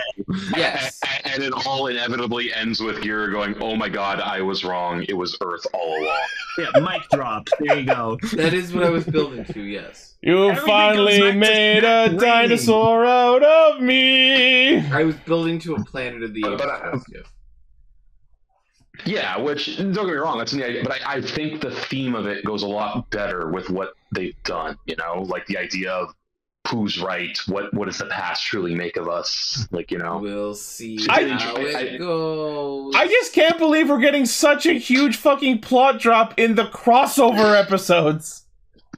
Well, it's almost like Kingohger's a well-made show or something. Yeah, it's like a really fucking good Sentai. Oh, I cannot wait for next week when we see that. I've never watched an episode of Kingohger. I can't wait for an explanation on how they're all able to transform.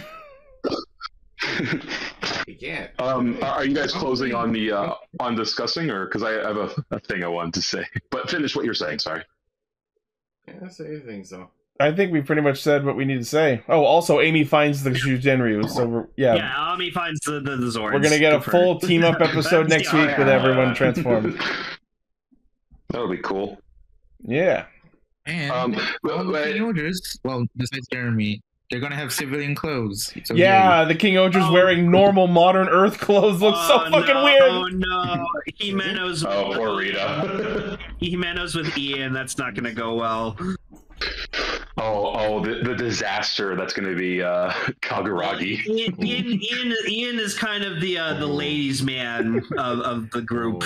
So those like gotcha. Yeah.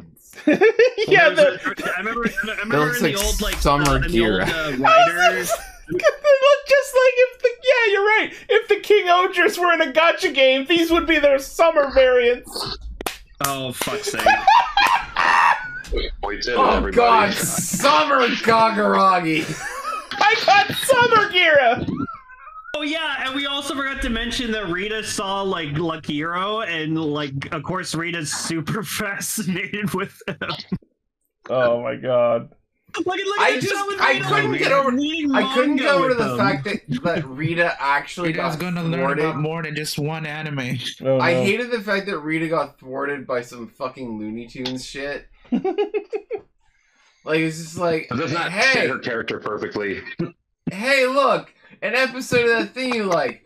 Oh boy, Cage drops. Oh yeah, because I had him watch last week's episode to catch him up. We all have our vices.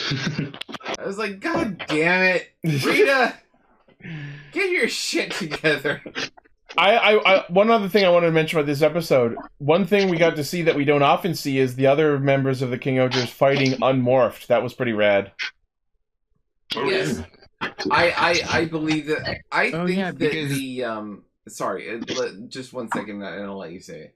I believe that the Kingohgers, in terms of all of the Sentais out there, I mean, I haven't watched every Sentai, but I'm willing to state that in terms of like the physical capabilities of the Kingohgers, even unmorphed, are quite a bit higher than your standard Sentai team.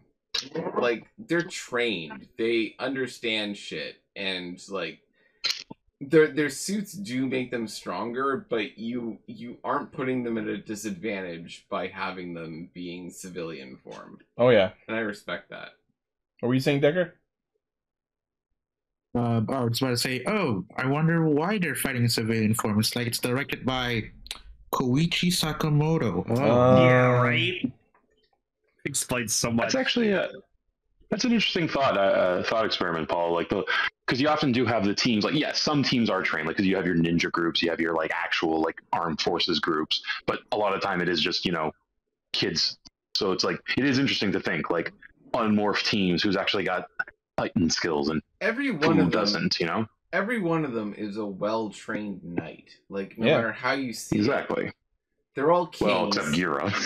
Well, yes, Gira's exactly. just the special. He's the scrappy one. Yeah, he's the scrappy, potential-laden one who like just knows everything. He doesn't like the only times when he's Red Ranger. Yeah, exactly. He's a Red Ranger. He needs instruction when he gets it, and he doesn't need it when he doesn't. And it's still weird seeing him in Rackley's clothes. Yep. Really is. He works it. I gotta give him that. He works it. It runs in the blood. Take the shoulder pauldrons off. They don't shoot you. They don't sue you at all. Like I don't think the uniform suits him. Ichi, I was just thinking of a funny joke with like Rackley's. So just like a character comes up to Rackley's. If you are Gira's brother and the king of Shukanum, I just got one thing to say to you. Yeah? Well, I've been checking on the sea bass. Oh, man. You've been invited to the Rackley's and Kaguragi's sister's wedding. They finally get married. They finally get married. I'm pretty sure I made all of these exact jokes during the episode where Rackley's married Suzume. It's all a cycle at this point. They finally get married, but what about the shoe gods? Look at all these presents! What about the bug rock party of the bugs? Wait, I got it. Oh, Gira, trusting your brother wasn't stupid. Leaving him with Degda, that was stupid. All right, let's get into our feature topic. Trusting your brother wasn't I have stupid. one thing I wanted to say. Hold on. It was kind of funny. Hold on. What was that, Paul? What I was building on what Cell says, like, oh, Gira, trusting your brother wasn't stupid. Trusting the rest of the government, now that was stupid. Get to the gulag. All right, what were you saying, Cell? Well, like the whole thing I was going to say was, so you know how they got sent to real world Japan, modern day? Missed opportunity here, okay? Yeah. What they should have done what we said and sent them to Jersey, because then what they could have done, they could have gone to like, I don't know, the 50s or 60s or something, and run into a boy named Richard Raymond. And they tell him everything about what's going on. And that little boy, he grew up to be George R. Martin and made the books based off the tales the Kingohgers told him. Oh, no. That's what they should have done. He would go off to get so much nerd chops and write so you proud of that? much. Someone needs to make a mod of Elden Ring, but just with Kingohgers as like the characters. Yo, cool. I would replay Elden Ring for that. That'd be awesome. Just that make would a work so Kingohger well. set of armor. Lane, I'm gonna play as Dabowski and Kaled so much. What if Orban our chat is like, what if they get sent to Tirnanog? Don't even suggest such a thing. I think I might overload from happiness. Oh, imagine they did a Power Rangers adaptation of fucking Kingohger and they just did Tirnanog. That'd be awesome. Shout out to you, Ichi. Huh? Ichi had a great name for if they ever make Power Rangers of Kingohger. Ichi, do you remember? Oh, yeah. So, like, we were positing, like, if they made Power Rangers out of Kingohger, my first thought was Power Rangers Royal Alliance. And I think that's badass. And so, you and I were talking about Power Rangers Bug Force? No. You and I were talking about this last night, but the idea that I came up with for, like, the Kingohger Power Rangers was they're the first Power Rangers. Yeah, this is like an old-timey, actually medieval time. Yeah, like the original Power Rangers. Like lore-wise, they would be canonically the first Sentai to establish the concept as Power Rangers. Like you think about the scene in Kingohger where it's like it's way into the show where they declare themselves a Sentai for the first time. That's the moment where they come up with the term Power Rangers. I think it might be interesting. I think so too. I like the idea that the original Power Rangers team was an alliance of kings. Yeah. Like an alliance of various nations. Yeah. They weren't just a bunch of suck-uppy teenagers that were friends that got powers. They were I think in a Power Rangers situation, do it that it is Earth the whole time, and these were just, Yeah, but they were important people. They were of different nations. They weren't a bunch of friends who were in math class together. Yes. But they were still kids, but they were kings. Yes. And the original Power Rangers, like during the scene where they're saying, like, we're the Royal Sentai Kingohger. No, yeah. They go, we're Power Rangers. And that's when Zordon like smites them and says, "I came up with that." And you have to make it sound cool.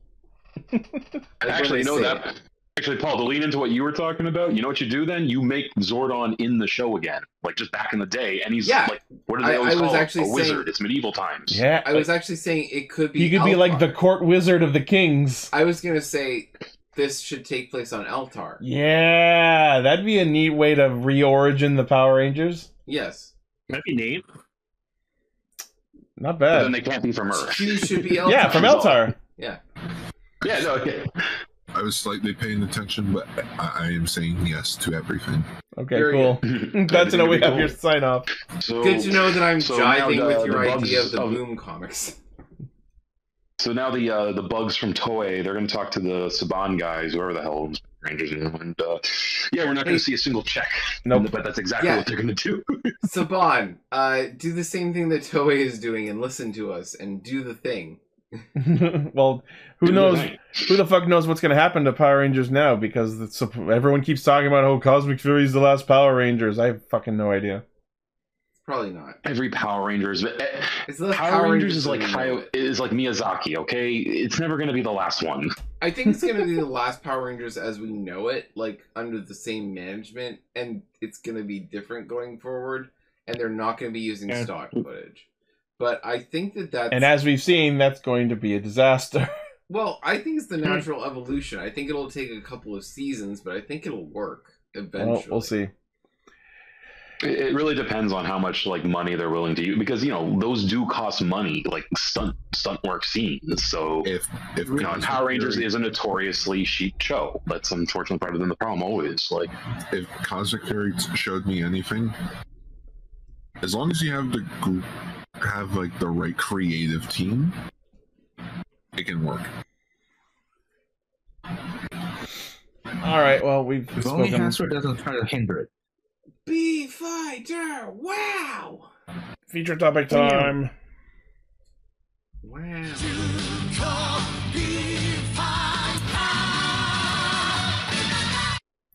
Okay. I gave this show an absolute shit kicking from the first 2 episodes last week. I have to admit, these 2 episodes, not as bad. Someone in the actual executive branch of the the writing department came into the room and went, "No, fix this, fix this, fix this." There was a rewriting session. There was a session where it's like, our 2-part pilot didn't work. We need to make it different. It's not that it didn't work per se, it's that it was filled with such bewildering out of nowhere decisions and a lot of why is that? What are they? All right. Not to say that there was zero amount of that in these 2 episodes, but it was far less. I will say, I watched the episodes, but, this morning I kind of, just, my day didn't really go as I wanted it to, so I was kind of a bit, disgruntled with some stuff that happened, this morning, so I was just kind of watching, grudgingly, just being B-Fighter, yeah. And, literally, they got to, the henshin, we got to, the henshin sequence in the episodes, and I literally skipped over it. They showed their weapons, I skipped over it, because I'm just I don't care. I think they're rad. I think they're cool looking. Oh, no, it's great, but just the fact they kept repeating it over and over again, it bothers me. They're very basic henshin footage. It's very basic henshin footage. It's how you think it's going to look, but it looks good. I don't hate the henshins. The henshins in this show are pretty good. I don't hate any one. Well, isn't it just what was in Beetleborgs? No, absolutely no. They made their own. No. I don't. Yep. There isn't a comic strip. I don't hate any one aspect of what I saw in B-Fighters. Except when the Beetleborgs, when it wasn't all three of them transforming, they fucking pulled an Animorphs and just had them fade from their human into the suit. I don't think that's a problem because I love Animorphs. I know you don't. But either way, I liked what I saw. I will accept the idea. I'll watch it and figure it out for myself. Because I noted, I didn't watch the first 2 episodes. We didn't do that. But instead, we did the same thing I did last week and watched 2 episodes of Beetleborgs as a palate cleanser. What I saw from B-Fighters that I had to watch today, I was not beleaguered by. I thought it was fun. I thought it was okay. I didn't feel like asking for my hour back. Fun is a strong word. I would say that it's... Episode 3 is a solid episode. There's very little, if anything, wrong with it as a self-contained episode. It's a solid episode from a solid project that I would expect from its era. Yes. In the early 90s. This is exactly the kind of thing you see from Sentai and Rider of the era. Yes. A standard Monster of the Week episode. It looks like it's still trying to be Showa. But it's Hammer Kong was cool. Hammer Kong. I loved Hammer Kong. Hammer Kong, you say? I love that it spits gigantic fucking nails at people.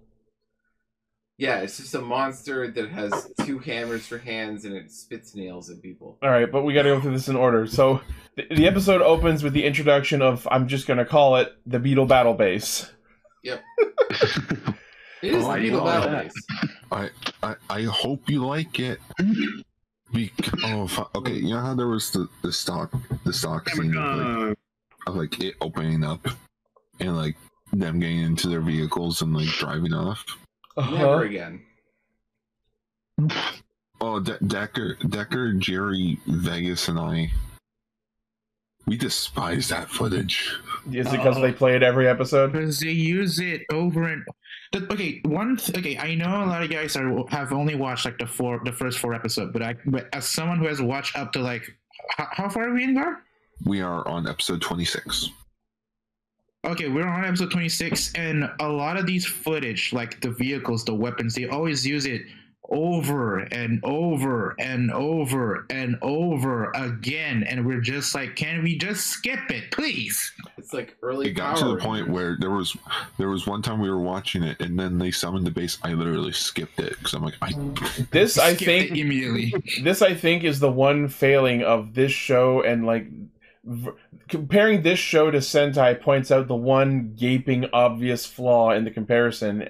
There's no giant monster of the week. We get a monster of the week, but it never grows giant, which means there's no Megazord to combat it, which means they're going to use the same vehicles fighting the same Magnavore jet fighters every episode. Yes. Oh my God, you're right. Worst part is that is exactly what they did.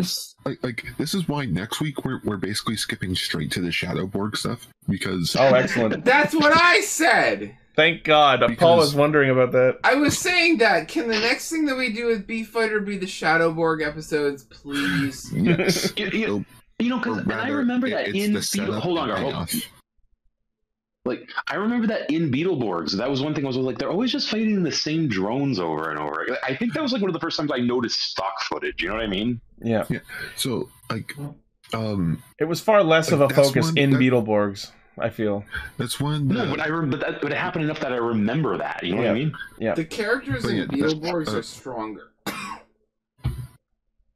They're stronger. And I feel they the ones that stand out. They're the ones that are right there, and you're identifying more with the characters as you go through with Beetleborgs. Whereas with this, it's a lot more. Well, also the Beetleborgs are magic technically. Yeah. Yeah, because they got Flabber and. Also, it's with these guys, they're a government squadron that got technology, whereas with the Beetleborgs, they're 3 typical average kids. You like to read their comic strips and shit. It's more interesting. So remember, kids, trust the Liberace ghost. Yes.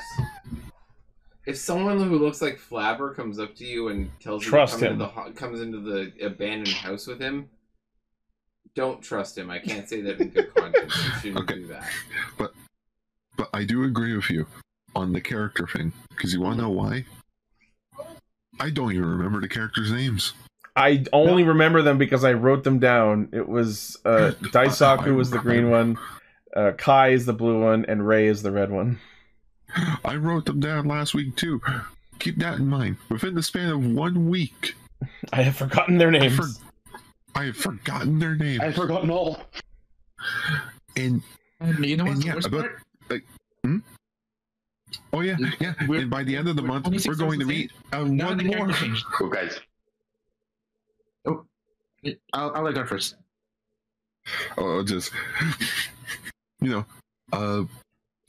the characters are so forgettable, and the fact that by the end of the month we're going to meet one more character who is just as forgettable. Cool. The White Blaster B-Fighter? No. Oh no, this second. I don't know what it's called. Sage.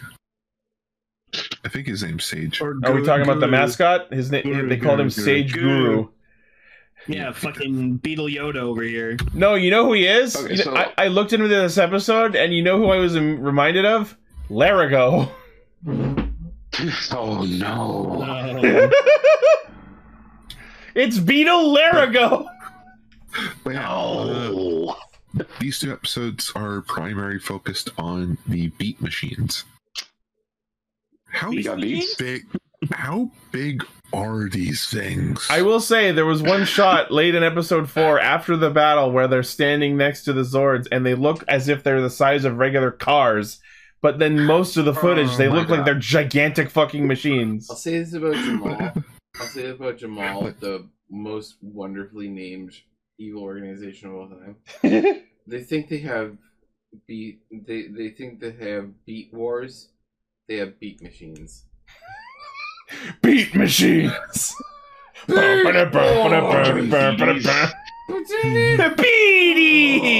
So, that's what I said. So, we think the machines are the size of monster trucks, because even in like official magazines and Wikipedia pages, there is no confirmed size for these things.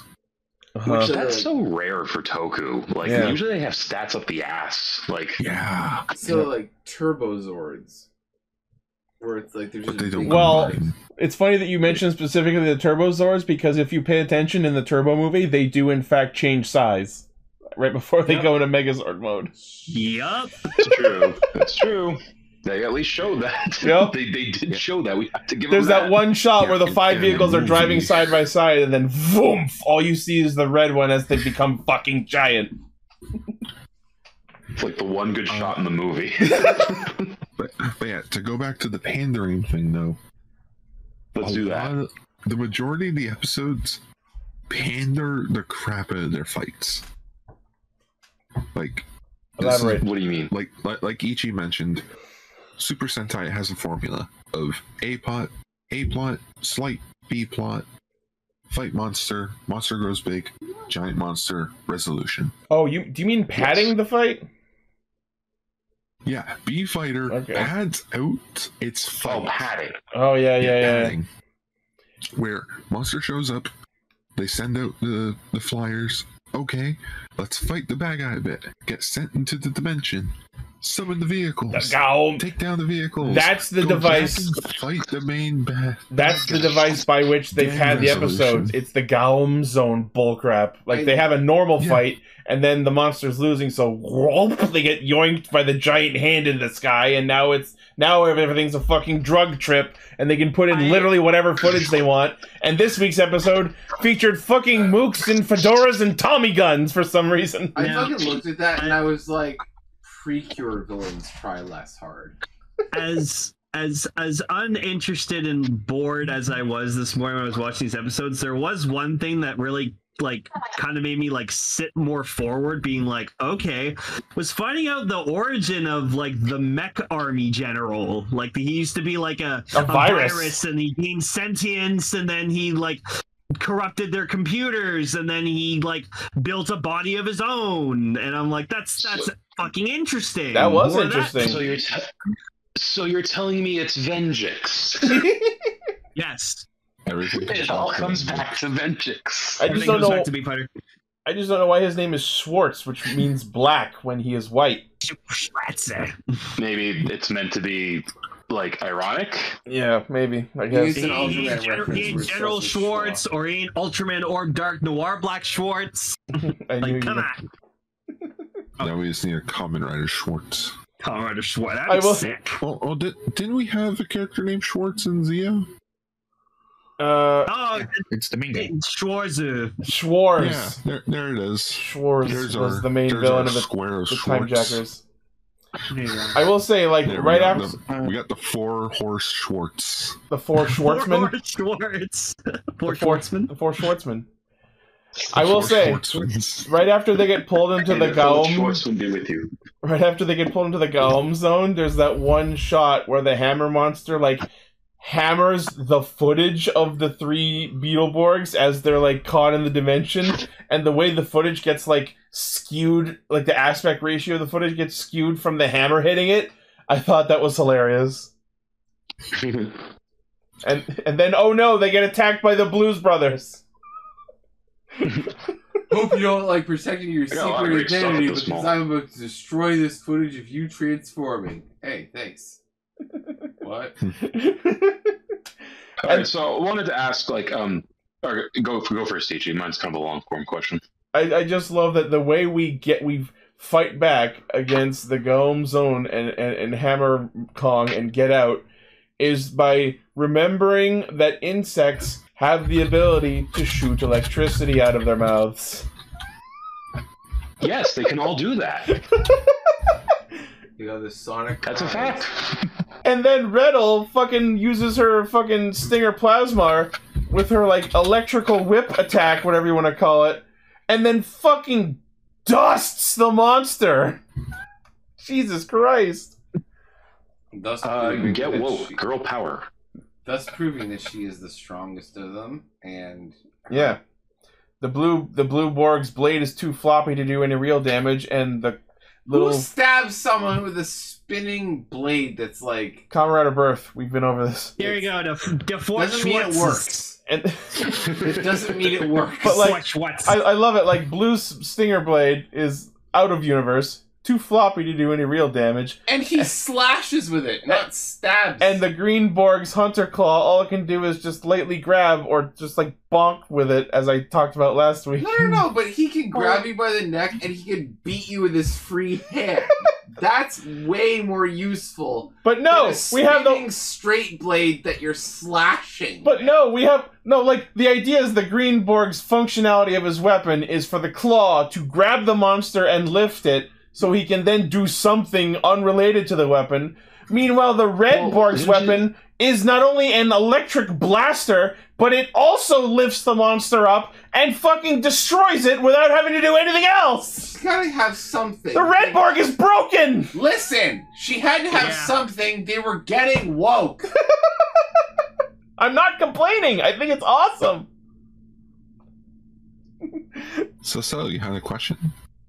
Well, yeah, I was also going to say that does actually fall into an actual trope, though, where it's like men punch, women shoot, which is interesting. Like, look into that one sometime. I was going to say, though, like Lane, I understand you were sort of indifferent, and Paul, you liked it, but you like Ichi. I also know you didn't like the first two, and now these ones. How about you guys? Like similar to Ichi, or because I wanted to ask you all something then.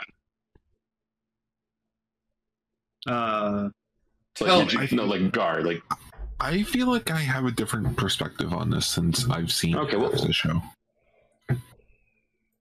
Again, for me, it was just I was having like bad mornings, so I just wasn't in the best mindset. So, well, just give like a brief summary of what you're feeling about the show based on these episodes. Oh, like it's very like everything looks good. I like the '90s kind of like campiness of it, but it's just it's just very repetitive with its stuff and generic and like I don't know. Sorry. So everything looks good. I mean, it looks great. The suits are great. I still love the suits, regardless of which show we're watching. Suits. The vehicles are cool, like their weapons, like the monsters are cool. Like I said, like Hammer Kong was fucking badass. I loved them. And then, like again, I like the villain's base is like this giant claw with like a red eye in the middle of it. And what's interesting was they didn't have to do this, but they put like compound effects like in the eye. Yeah, the eye inside the hand has compound eyes. Like it's a compound eye, and that's pretty rad. I was like, that's fucking cool. But yeah, so there are a lot of things from it. I'm starting to see the pattern as every episode, the giant floating rock hand descends, opens up its eye, and then spits out the jet fighters. And so this episode, they debut the beat machines. We have Red Gyro, Stagger Tank, and the name that confuses me to this moment, Beetle. What the fuck is that name? What is it? Beat Loader. But why is it Beetle instead of Beetloader? Because could that just be... He actually says Beetoruda. Japan has a fascination with German spelling and phonetics. Edgy? Uh-huh. Remember that we had a shift car in Drive called Fukinureka. That's just because of the way the Japanese language is. It's supposed to say hooking. Exactly, so it's probably beat loader. It goes...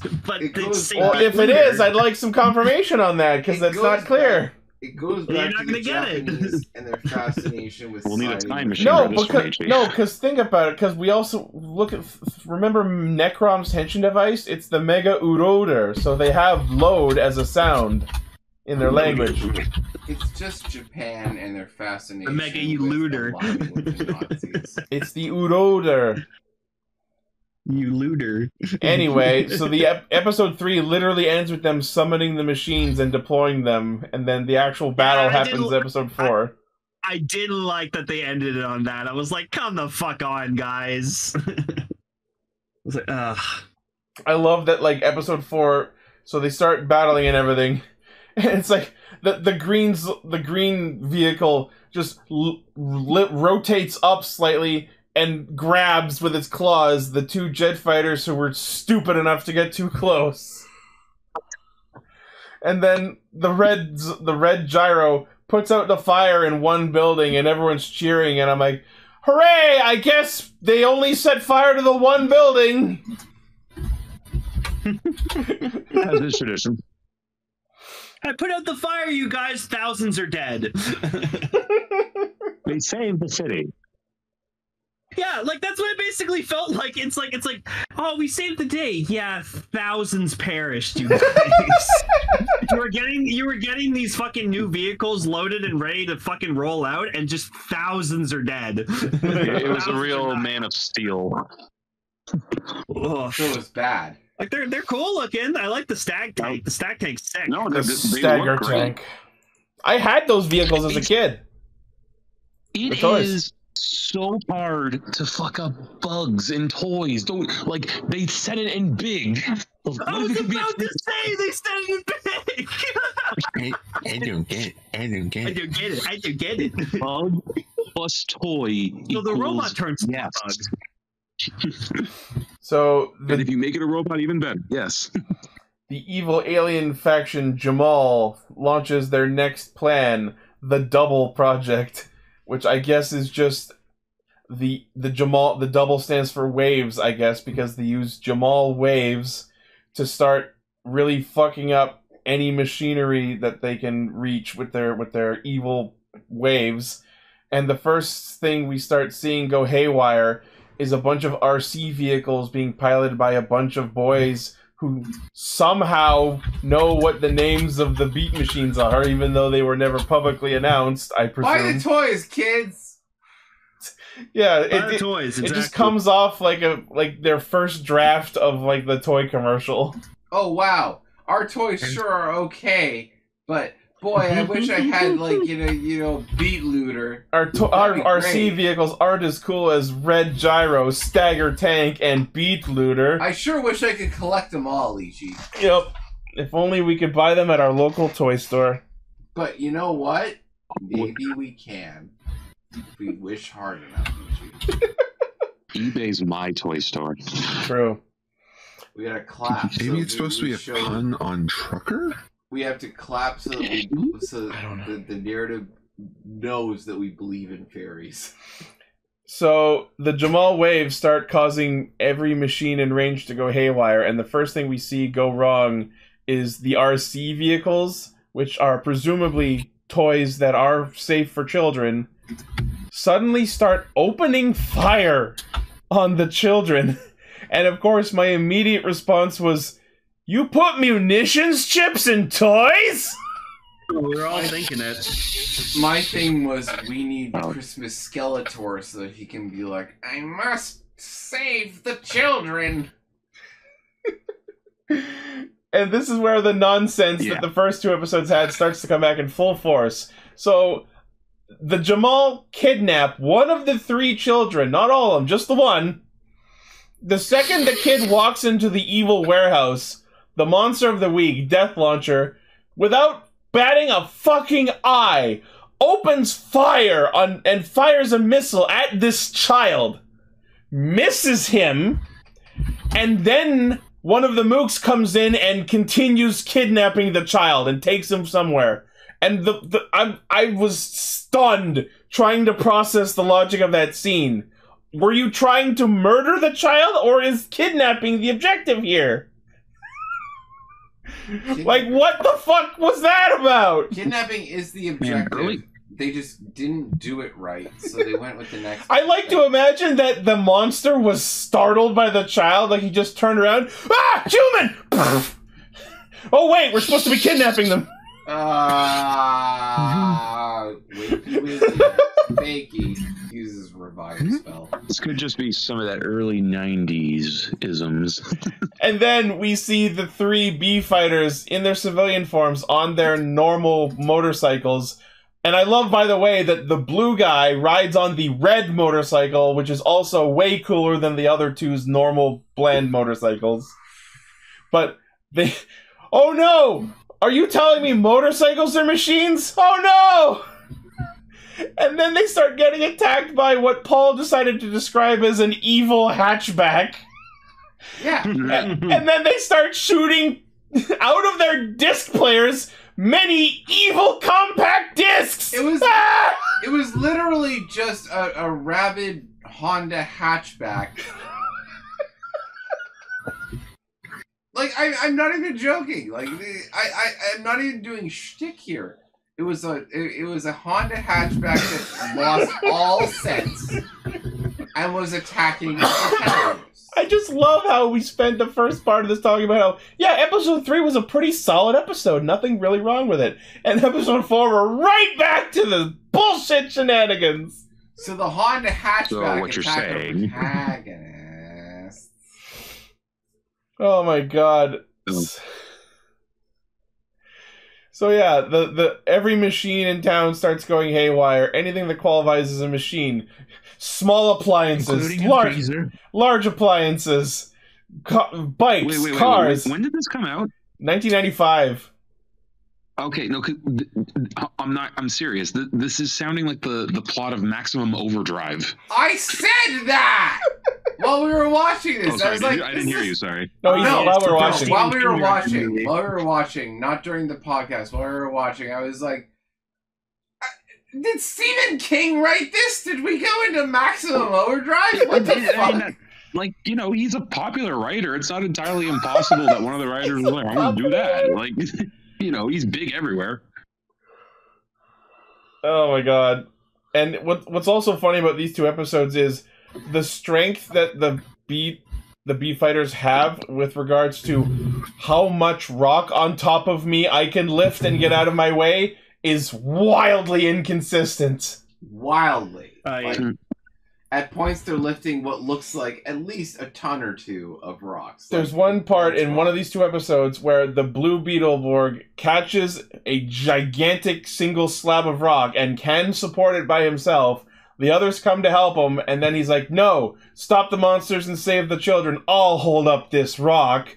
You know, instead of tossing it to the side or something. The rock that isn't big enough to cause any big problems, he's just standing there holding the rock. And then later in this episode, when he and the one child who was kidnapped get buried under smaller rocks, Oh no, we can't lift this. I have to summon my Zord to come forklift the rocks off of us. But it wasn't the Zord, it was the Sentai. And then yeah, so we summon the Zords because we have no giant monsters of the week, so just more jet fighters, I guess. And then like because he has been freshly saved and has to be escorted home, they let the child into the Zord cockpit with the Blue Borg. And what was it you said? Beetleborgs? What was it you said about when he was led into the cockpit? Paul, wasn't it something like, "Oh, that kid won the sweepstakes," or no? You were implying that he was like a terminal kid. Oh, this was the Make-A-Wish kid for the week. I wasn't going to say that during the actual podcast proper. Thank you for putting that out. Sorry. Oh, you're all coming. I made a dark. I made a dark joke off the air. Thank you for putting that on the air. Well, if you don't want me to say it, tell me that. Now I'm gonna get canceled on the internet. I will say I expounded on it way more than you set it up. But you said that I was the one who said it. You started it, but I ran with it. I took it way further than you did. I was like, he's the Make-A-Wish kid. Anyway, so my favorite shot of the fucking episode is when they start fighting the jets, and then a missile gets shot at the beat machines, and then the Green Zord just fucking swings around and parries the goddamn missile. Yep. Holy shit! Oh, you know what? There is a shot that I was I just remembering that was like that felt so Beetleborgs, and now I want to find the episode of Beetleborgs where they take this shot. It's when like the missiles following them or whatever, and they're just like running really fast in like a fast sped up shot. And like, I want to find the scene from Beetleborgs where like the kids are like talking in the scene. It's so funny. Well, start with episode 4 of Beetleborgs. But yeah, so you never know. They kill Death Launcher. The RC vehicles are presumably fixed, and no one checks if they still have guns in them. And then Daisaku goes, "I want to play it too!" And immediately is terrible at piloting RC vehicles. As you do. Yeah. Oh, well. So that was a thing, and it looks like the following episode is about the Bugma virus? No? No one? Alright. No. We're not talking about it next time. I don't have a contact. I was expecting someone to follow with Bugma nuts. No. Buggy's nuts? The internet has ruined me. No, we know. Stop trying to set me up to get canceled.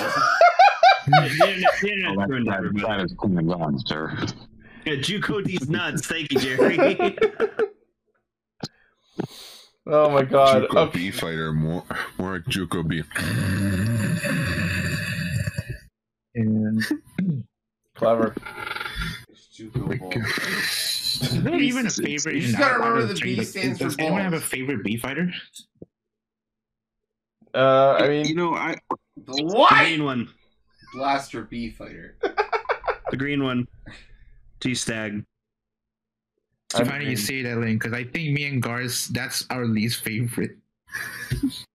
I think his suit looks dope. I was gonna say, like, I like. Oh yeah, I love them all. The character is just a tree fucker. Obviously I have a RX. He speaks for the trees. Obviously I'm gonna like the blue one a lot, but I also really like the red Borg's design. Especially, I think the weapon on Redel is actually my favorite out of them, and as we saw in episode 3, it's fucking busted. And exactly what's wrong with being a tree fucker, you two? Yeah, especially some of us fuck trees. Especially when, the green one. Especially when the green one evolves into the silver one. So that's not how that works in the show. We fuck trees sometimes. Get over it. But when I was a kid, green was my favorite color growing up, and green then is my favorite color. So you like earth tones. That's different. Shut up, earth tone cat. What is green then, huh? Oh, you know what's funny? So like the purple one?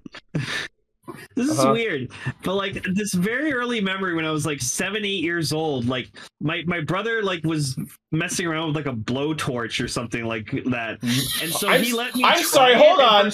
Hold on. I'm sorry. Messing around with a blowtorch? Oh yeah, my brother was a rebel when he was a kid.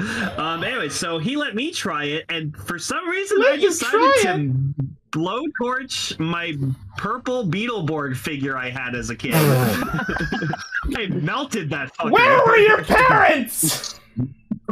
Probably at work or in the house. I don't know. Oh my god! My brother was an influence on me as a kid. Oh, dude, we all have our pyro phases. Yeah, I just remember blowtorching my purple Beetleborg figure. You were a goddamn monster. Well, you know what, Lane? That makes you a misogynist. Yep. Come at me, internet. Oh, no. If we had an audience, that would generate some letters. Wait, no! How old were you? I think I was, so Beetleborgs Metallics was like, what, 98? 97. So I would have been, yeah, so I would have been like 8 years old. Yeah, you know what? That might have been some inspiration. I might have wanted to try to see it from Toy Story. Here's the thing, Lane. You weren't thinking up these obviously misogynist thoughts that you were. You did it during a rewatch recently. Therefore, it's not Beetleborgs' fault. It's yours. It's my brother's fault for giving me a fucking blowtorch. That's yours. It's a little bit that, yeah. Anyways, there's my traumatic childhood. Anybody who wants to cancel Lane, I'll send you all of his various social media links. Oh, I was canceled years ago. If you would like to cancel Lane, if you'd like to cancel Lane, please send a self-addressed stamped envelope to # canceled for Lane.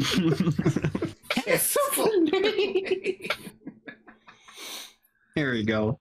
Anyways, B-Fighter, it's alright. It's alright. It's less terrible than the first 2 episodes. I want to watch the Shadow.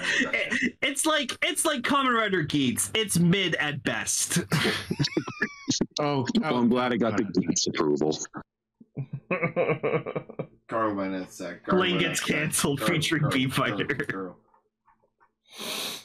Alright, well, that is Castranger for the week. Oh my fucking god, what a crazy Happy episode. Friday the 13th, everybody. Yes, we recorded this on Friday the 13th. Nothing went wrong. In Spooky Month! Ooh, time to watch some compilations. I know that's what I'm going to do tonight now. That was I'm just going to watch Crispin Glover get killed with a corkscrew. Dad, where's the corkscrew? Lane got possessed by a misogynist. Oh no! Oh no! My flaws. Oh no! My respect for women. There it goes. I'm usually so good at that. I have nothing but undying, unconditional love for women. So, jokes aside, Lane's the one currently living with his girlfriend. So.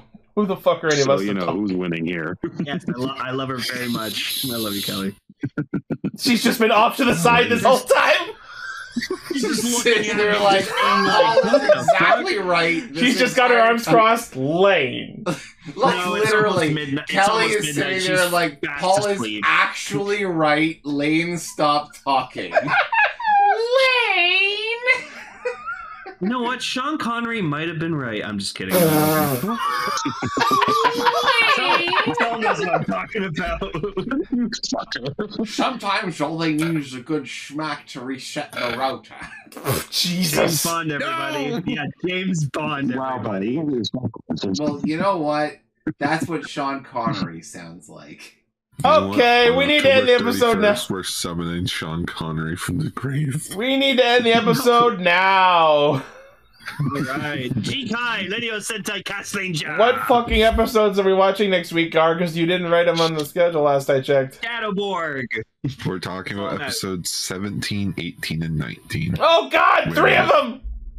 Yeah, that's about Shadowborg. Of what? A B-Fighter. Oh, It's the Shadowborg episode. oh, Kinda. good. I'll be fine. It's Sure, it's fine. more or less how the generals, or basically how the big bad's fed up with the generals, how they solve it, which eventually led to us getting the member known as Black Once Pete. upon a time, there was a shoulder, and that shoulder was turned into a Borg, and that Borg Shoulderborg. Shoulderborg. was Shoulderborg. Shoulderboard. And Shoulderborg Shoulderborg. Hey, was the best. No, guard, no. I gotta stop you. I'm sorry. Is Shoulderborg the Togu version of Soldier Boy? No, Yes. God damn it! it's a Shoulderborg. Is that what you were Soldier leading Boy to? hasn't No. been relevant since like Not at all. 2007. Neither is Beetleborgs! There's just no other name for it. It's just like, look at Shadowborg. It's like he's born from shoulder. I'd sing a line and replace Soldier Boy with Shadowborg, but I literally don't Shoulderborg, know a tell single line of Soldier Shadowboard Boy. up in that. Oh! Shoulderborg. Shoulderborg that hoe! Shadowboard that hoe! I don't fucking know. Okay, anyway, we need to wrap up. We're done. All right, nerds, get the fuck out of here. Go See you watch next Beetleborgs week. Get back to better. your cages. Go watch Beetleborgs. It's on YouTube on the official Fox Kids channel. Hashtag Wait, Shadowboard. wait for real? Anyone who Yeah. says, if any of you utter one more syllable, I'll hunt you down and gut you like a Kids fish. YouTube channel? Yeah, we watched Beetleborgs episodes. Like, actually, press the button. Anyway, thank you all once again. Well, not once again, but well, compared to last. Fucking, I'm tired. It's late. Thank you all for listening, watching, liking, favoriting, sharing, subscribing, hitting the bell, and being awesome. As always, check out the primary source of our hijinks, castranger.podbean.com. From there, you can find our Facebook, my Twitter, God. Discord, Patreon, merch store, all of our cool shit. And of course, I have to give an extra special thank you to our currently active patrons, which are Blaze, Armorhide, Sentai VT, Midas the Fool, and Zachary Cook. Thank you again for your support. Only you get your friends in on it. We need money. Like they say in the Metabots opening, come get your friends. Go watch everything on the Fox Kids official YouTube channel, where you can watch such things as Susie Q and Richie Rich's Christmas Wish. Go watch He-Man. Okay, I clicked on Ooh. the first episode and I see Kiss cartoon. Go watch He-Man. Fox Kids official, my ass. My ass, it's a fan made YouTube channel. I'm gonna go twerk in the corner. You guys have fun. All right, thank you. Good night. Bye bye. Bye-bye. Bye.